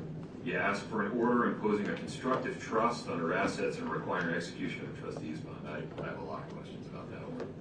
And then appointment of a receiver to manage Kouri's property and assets, pending a determination of the estate's petition to establish disqualifying homicide. Talk to me first about the order enjoining Kouri from dissipating her property and assets. I'm unclear to what extent your three buckets of relief overlap unnecessarily or duplicate each other unnecessarily. The statute says what it says. You're entitled to some injunctive relief to maintain the status quo. Recognizing there's the abstract possibility that you would be able to prove a disqualifying homicide. We do need to make sure, though, that I do not inadvertently prejudice Ms. Richins' ability to provide for her defense. How do you recommend we do this as a practical matter? As we put forth in our briefing, Your Honor, we don't object to payment of expenses for her defense on three conditions. One is that they're reasonable. Two, that they're approved by the court and or a receiver. And three, that they not come from life insurance proceeds or other assets that were Eric's that she wrongfully took. Now, we don't know that we don't have a clear picture of all of her assets. Pause there for a minute. Money is fungible. Her assets are X amount of dollars. Whether it comes from life insurance or it comes from encumbering real property or it comes from something else, what's the difference? Well, I think there's a huge difference. Now, again, I'm just looking at the allegations in the information, also the briefing and the detention hearing and the evidence provided. Sure. Looking at those things, it appeared that the state had sufficient evidence to establish that Ms. Kouri Richins was in serious financial trouble, and that she had access to millions of dollars of life insurance on Eric Richins' life. Using those facts, it doesn't seem unreasonable to think that most, if not all, most of, or a substantial portion of liquid assets that she had, cash, could have come from life insurance. We think that the court has broad discretion under the statute to preserve the assets of, it says the killer or the killer's estate. I'll just refer to it as alleged, okay? So we know what we're talking about, but I don't want to upset the defendants on this matter. But it seems unfair to us. The whole point of the statute is that a person not benefit from the acts covered. And I if you agree. I guess get what I'm life asking- insurance and then use it for your defense, it seems that you're doing exactly that. Now, Well, how you're do we- doing exactly that if you use other marital funds that did not come from life insurance. Why is life insurance more worthy of protection than other marital funds? Well, I don't know that it's coming from other marital assets. You don't know that it's coming We from don't. life insurance. We suspect. We don't know. What we know, apparently, there's facts that show that she was upside down in many areas, but we don't know what money she had from her real estate business. I don't know. But this is really gonna be work that we think is appropriate for a receiver. How would we structure a receiver's involvement so that with respect to approval of her defense costs, Ms. Richins had a clear route to make sure that the receiver was not impeding her ability to fund her defense? It's very fact intensive, Your Honor. If the receiver hypothetically was put in place and was able to determine that, for example, let's pick a number. Let's say there was $3 million of life insurance, or $2 million, whatever it was, and that all of that was given to her defense counsel for defense. I think, you would have to know what they anticipate the reasonable cost of defense are. Is she I'm asking more of a procedural. Is she stashing money with Please defense don't talk counsel? over me. Oh, I'm sorry. I'm asking more of a procedural question. What if she disagrees with the receiver's determination of what's reasonable? What's her relief? Your Honor, we come to Your Honor. You can imagine how much I don't want to be approved I of just Ms. don't Richins' know. defense costs. I'm not sure how else we do it.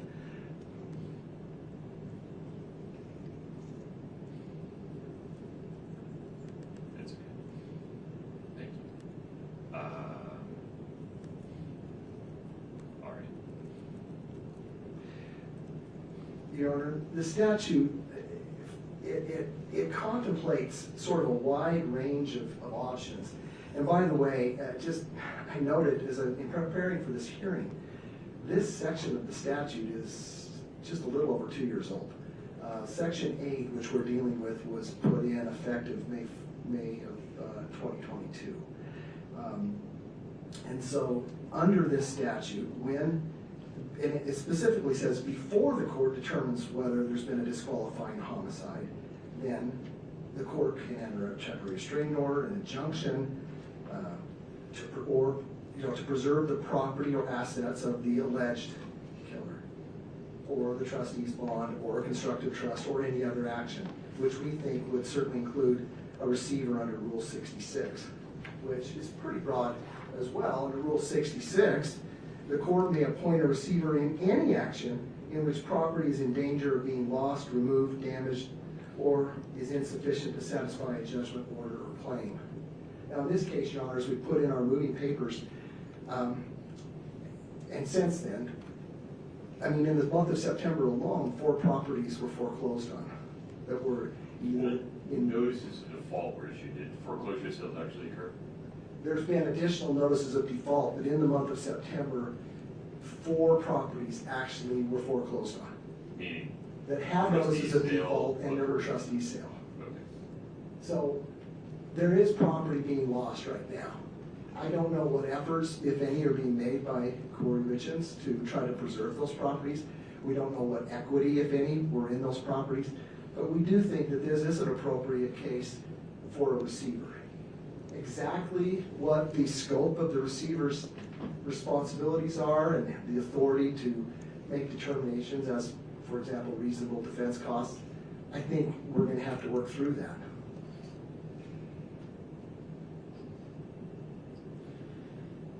Talking about the constructive trust, typically, right, constructive trust is a equitable remedy imposed after some transfer has occurred to claw it back or provide a notice flag in the sand, however you want to look at it, to say this is going to be coming back in this direction in the future. How would it work here? In this trustee's bond, the way you've talked about it, it would be money posted by Ms. Richins, but you don't want her to have access to any of her money. You can see why I'm confused. Yeah, well, it is confusing. Typically on a constructive trust, as you mentioned, Your Honor, it's a situation where someone has money that under the circumstances, using equitable principles, the court will order that that person is holding the money in trust for another person. So in this case, the way it would be applied is when you have a killer, an alleged killer, that person's assets would be determined by the court to have been held and are being held for the benefit of the decedent's estate, whatever they are. And that order gets recorded against each parcel of property titled in the name of Kouri Richins. If it's property, perhaps you would record the order. If it's other assets, they're just deemed to be held in trust. And then I guess if there's transfers out, then potentially what you have is a breach of fiduciary duty because they were being held in trust. How is this better than the claims for fraudulent transfer that you've already put?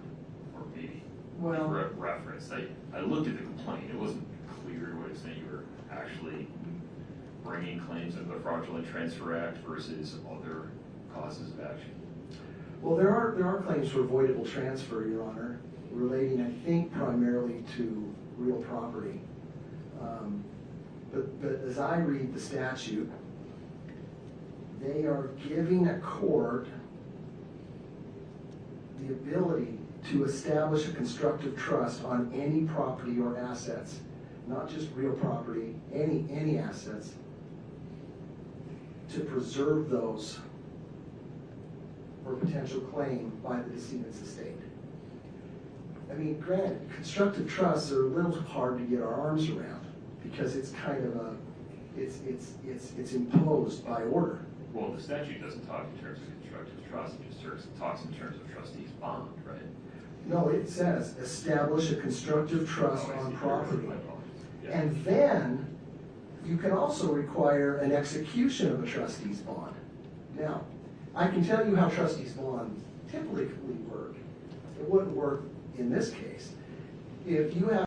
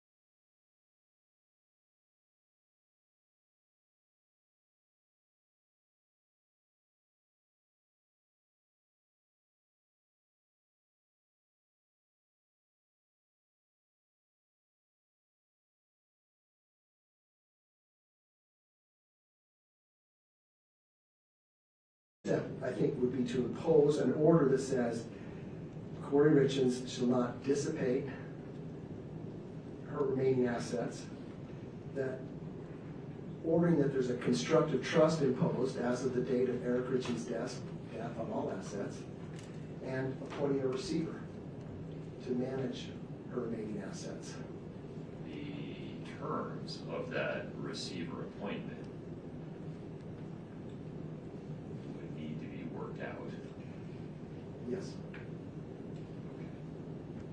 And, correct me if I'm wrong, I didn't see a proposed appointment order in the briefing order. Did You've not. worked out those details. We have not. We would want to get with opposing counsel and see if we can work out an agreement. All right, let me talk to counsel.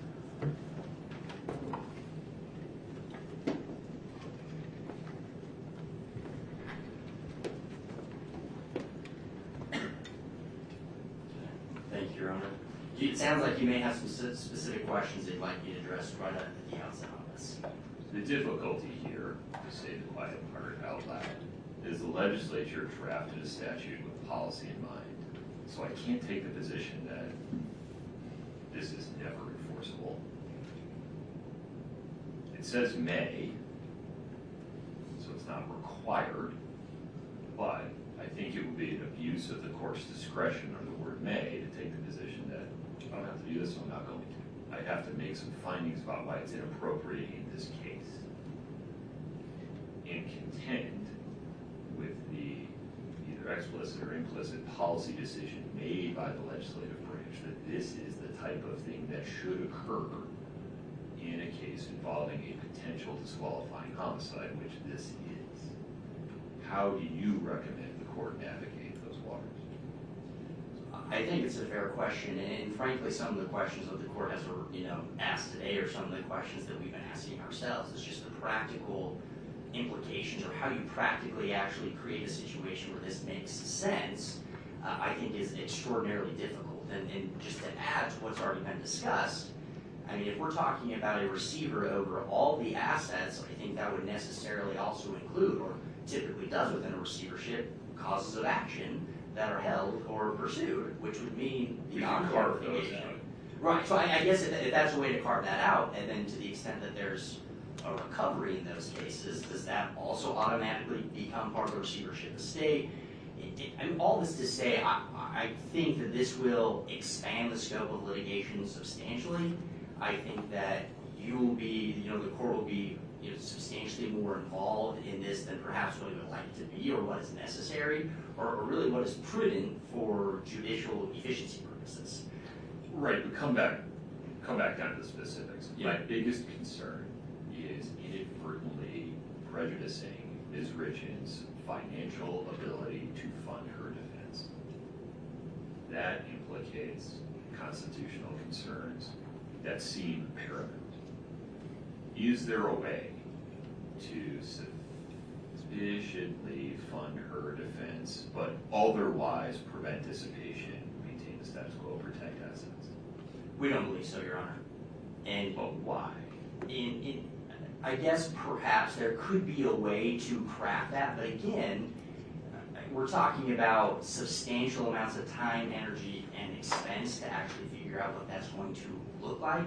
And so that in and of itself, going through that process of figuring out how we're going to fund her defense, we're going to deplete resources that would have been allocated to the defense in the first place. Does that make sense? Sort of. Can we agree that I'm not going to ask you what her assets are, and I don't think it would be appropriate for me to put you on the spot about her right now, but do you know what her assets are? Generally, I would say yes. Specifically, I would say no.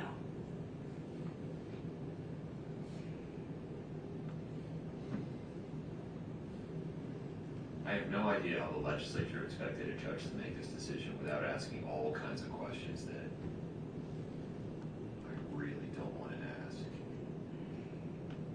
And I think just to add to that, Your Honor, particularly in a case that is as much publicity as this case has, if we get into the injunctive relief, and this is in the briefing, that sort of thing, right?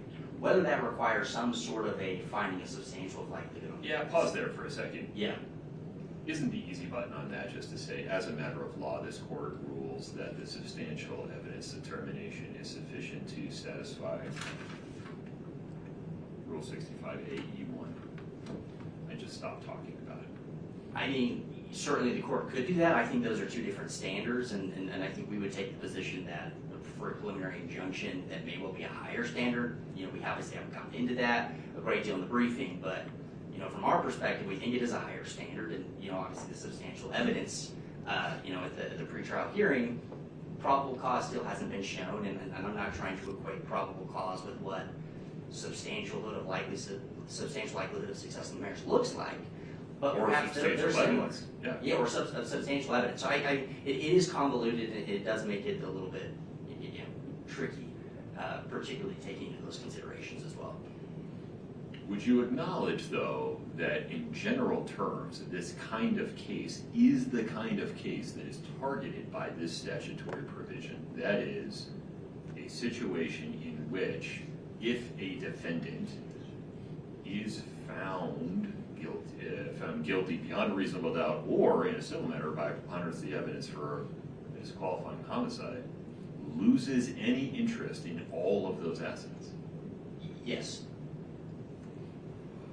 Okay.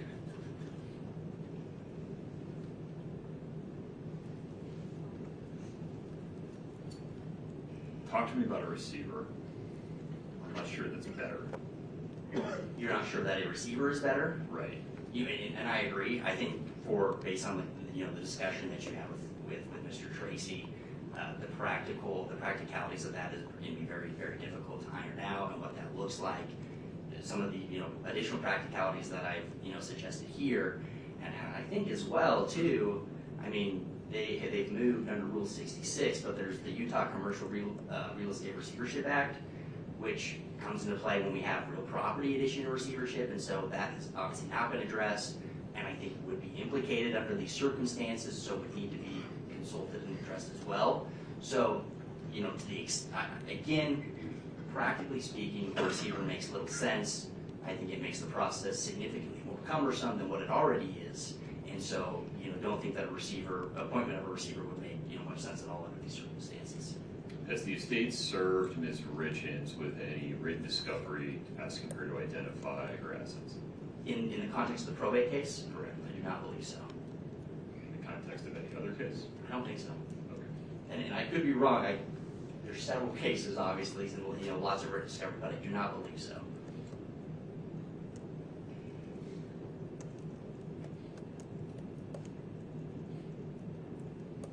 All right.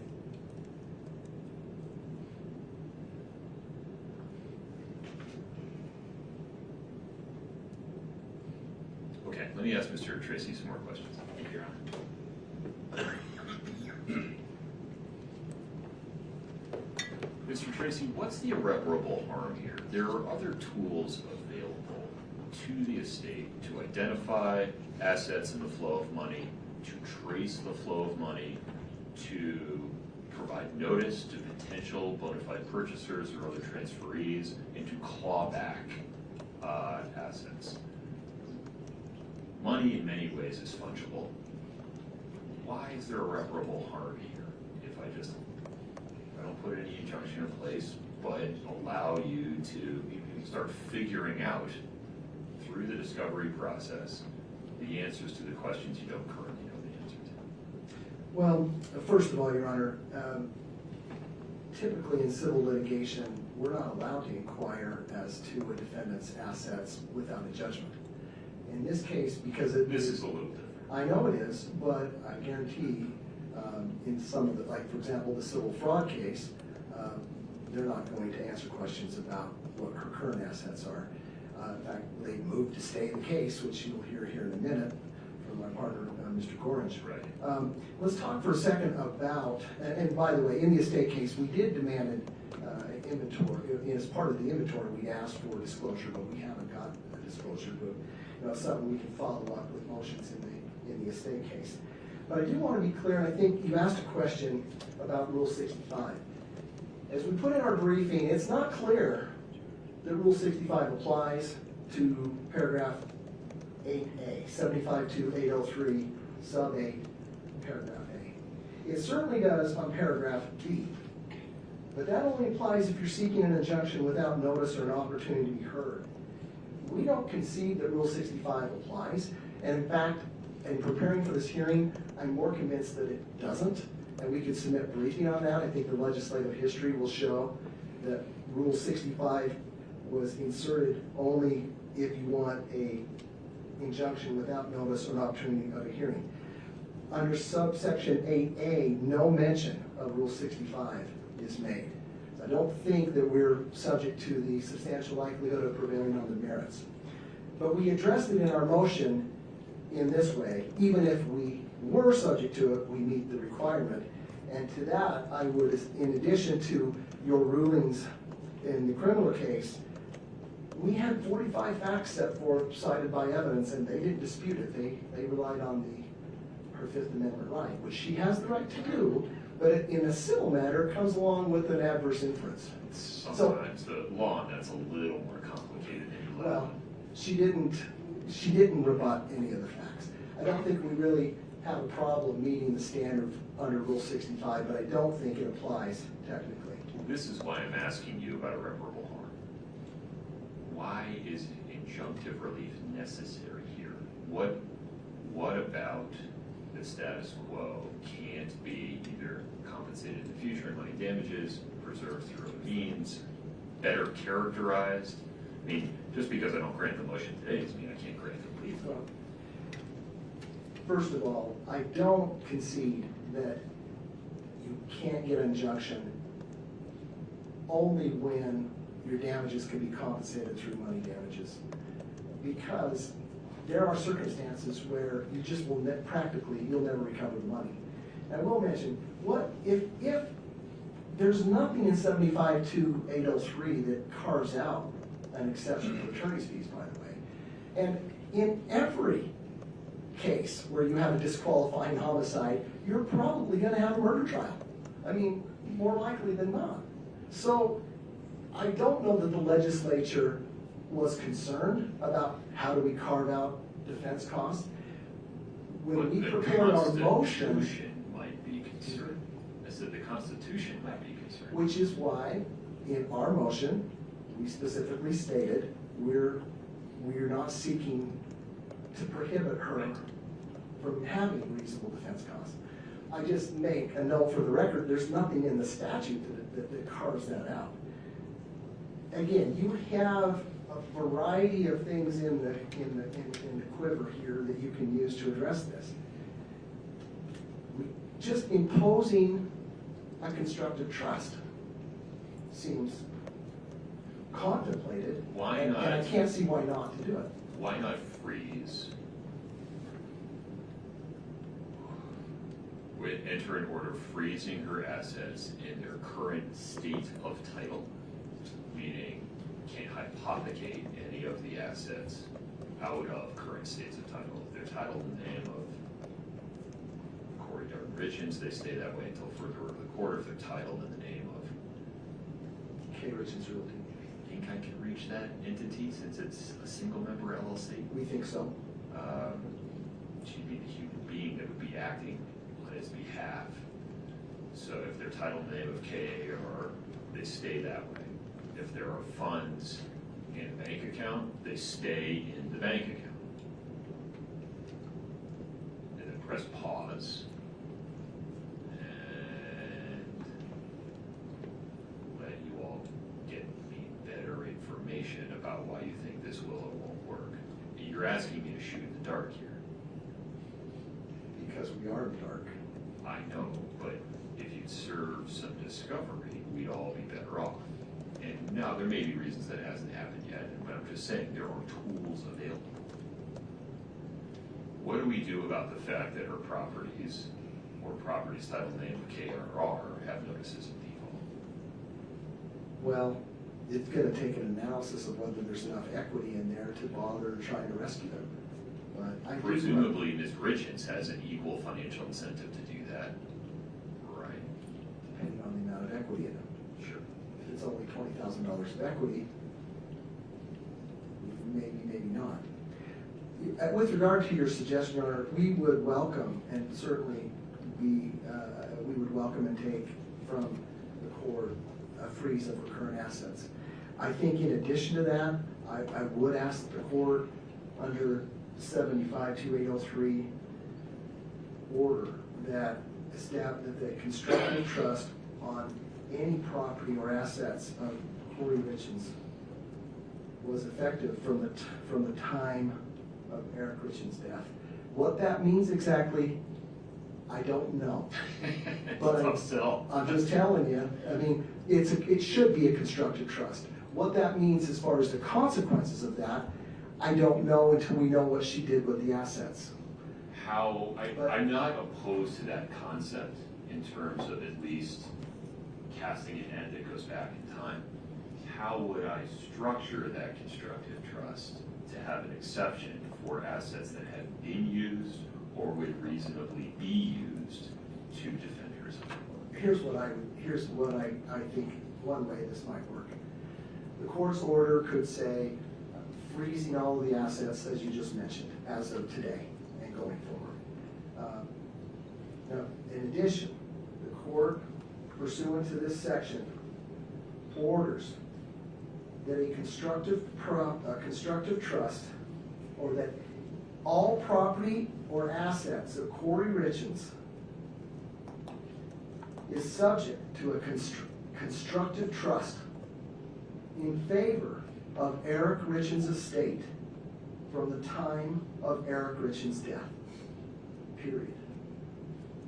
I mean, it's up to us to decide what we do with that. And here's what I would say.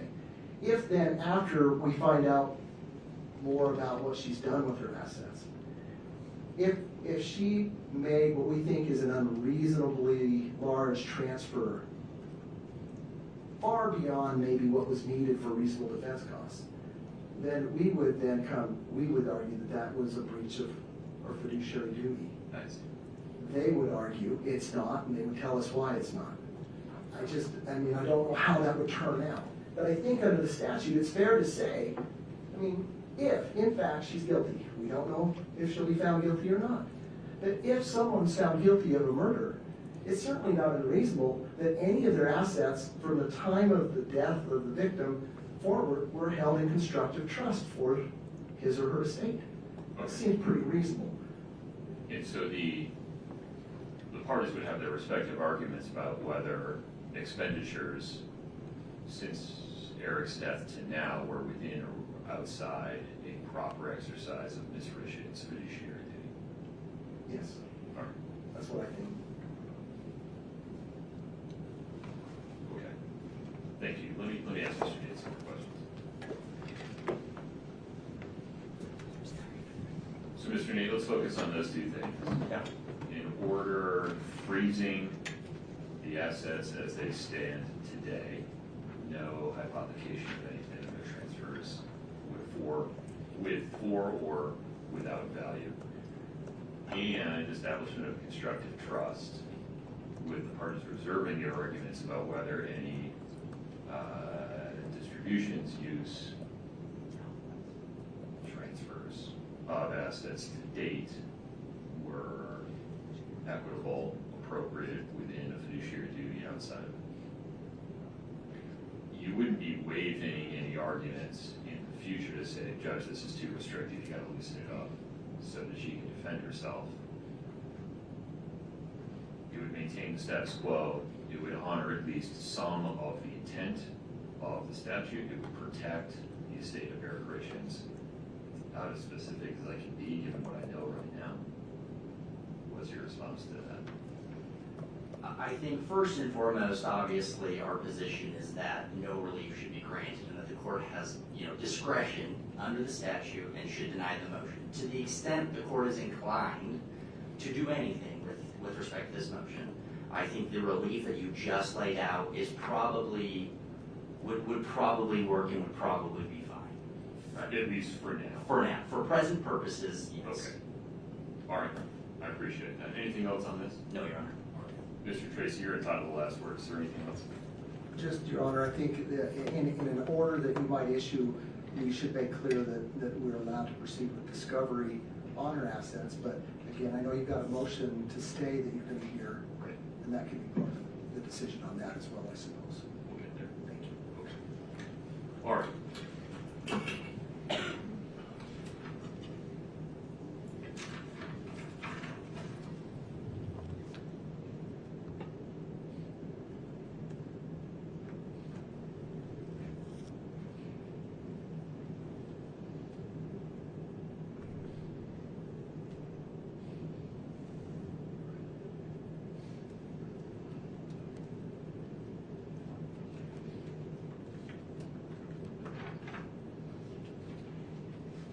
All right, the issue before the court is the motion brought by the estate of Eric Richins for preliminary relief under Utah Code 75-2803, subsection 8A. The estate requests an order enjoining Kouri from dissipating her property and assets while also acknowledging that Kouri Richins will have legitimate expenses, such as the cost of her legal defense in the criminal matter. The estate also asked for an order imposing a constructive trust on Kouri's assets and requiring execution of a trustee's bond. And the estate asked for appointment of a receiver to manage Kouri's property and assets pending a determination of the estate's petition to establish a disqualifying homicide. The motion is granted in part and denied in part as follows.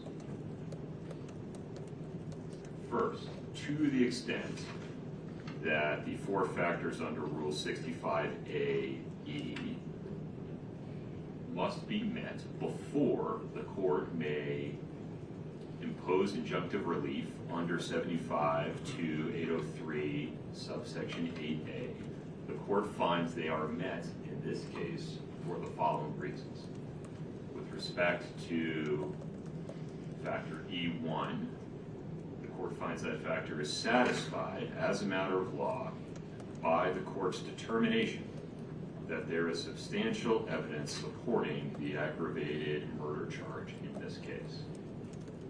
Regarding factor E2, the court acknowledges that the difficulty of recreating, chasing, and reversing any flow of funds or dissipation of assets that might occur during the pretrial period in the criminal matter poses an irreparable challenge to the estate in terms of maintaining Kouri Richins' assets for distribution to other parties in the event she is found to have committed a disqualifying homicide.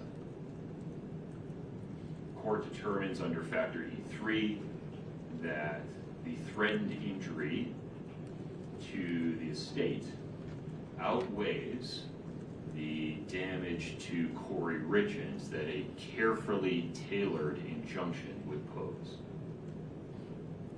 And under factor E4, an injunction is not adverse to the public interest and in fact is consistent with the public policy put in place by the legislative branch when it passed section 75-803 subsection 8A.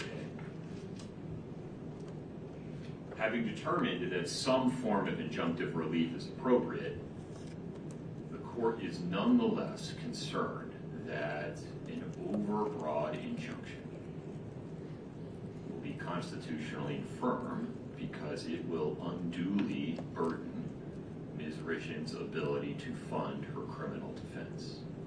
And to avoid that prejudice to Ms. Richins, the court determines that a limited injunction in the following form is important and appropriate. First, the court is hereby issuing a preliminary injunction that hereby enjoins Kouri Darden Richins from transferring, changing the title of, or otherwise hypothecating any asset that she currently holds or controls, or that her realty company, KRR, currently holds or controls. Second, under subsection 8A, 3, the court hereby establishes a constructive trust on all property and assets of Kouri Richins and KRR Realty.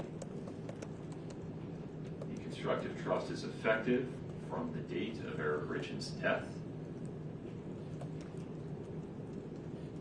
The court will consider in the future as necessary arguments that transfers or disbursements of Ms. Richins' assets to date or in the future are reasonable and necessary to fund her criminal defense.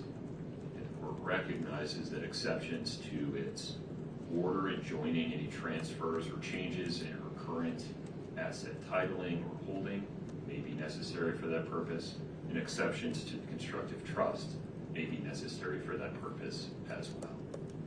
The court is not imposing the requirement of a trustee's bond.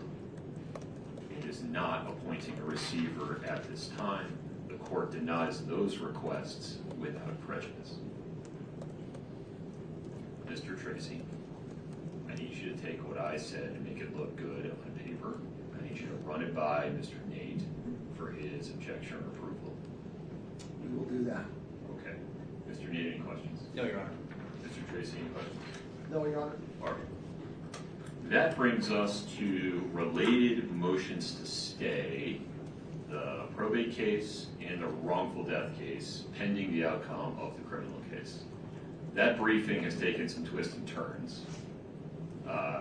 Mr. Tracy, Mr. Gorinch, what is, pardon me, I'm doing this in the wrong order. Mr. Nate, Ms. Lazara, what is the scope of the stay you're currently requesting in those two civil cases? So, again, just to be clear, with all the cases that are going on, we're talking about the probate case and the trust case, correct? Did I catch you correctly? I may be using different vernacular than Okay. you use. I apologize. So, what I have been calling the wrongful death case is 262. Okay. And then the probate case, I think, is 019, the estate case, right? Correct. Okay. So, with respect to the wrongful death case, and do you want me to come up to the... Wherever you're Yeah, I'll go ahead and come up there.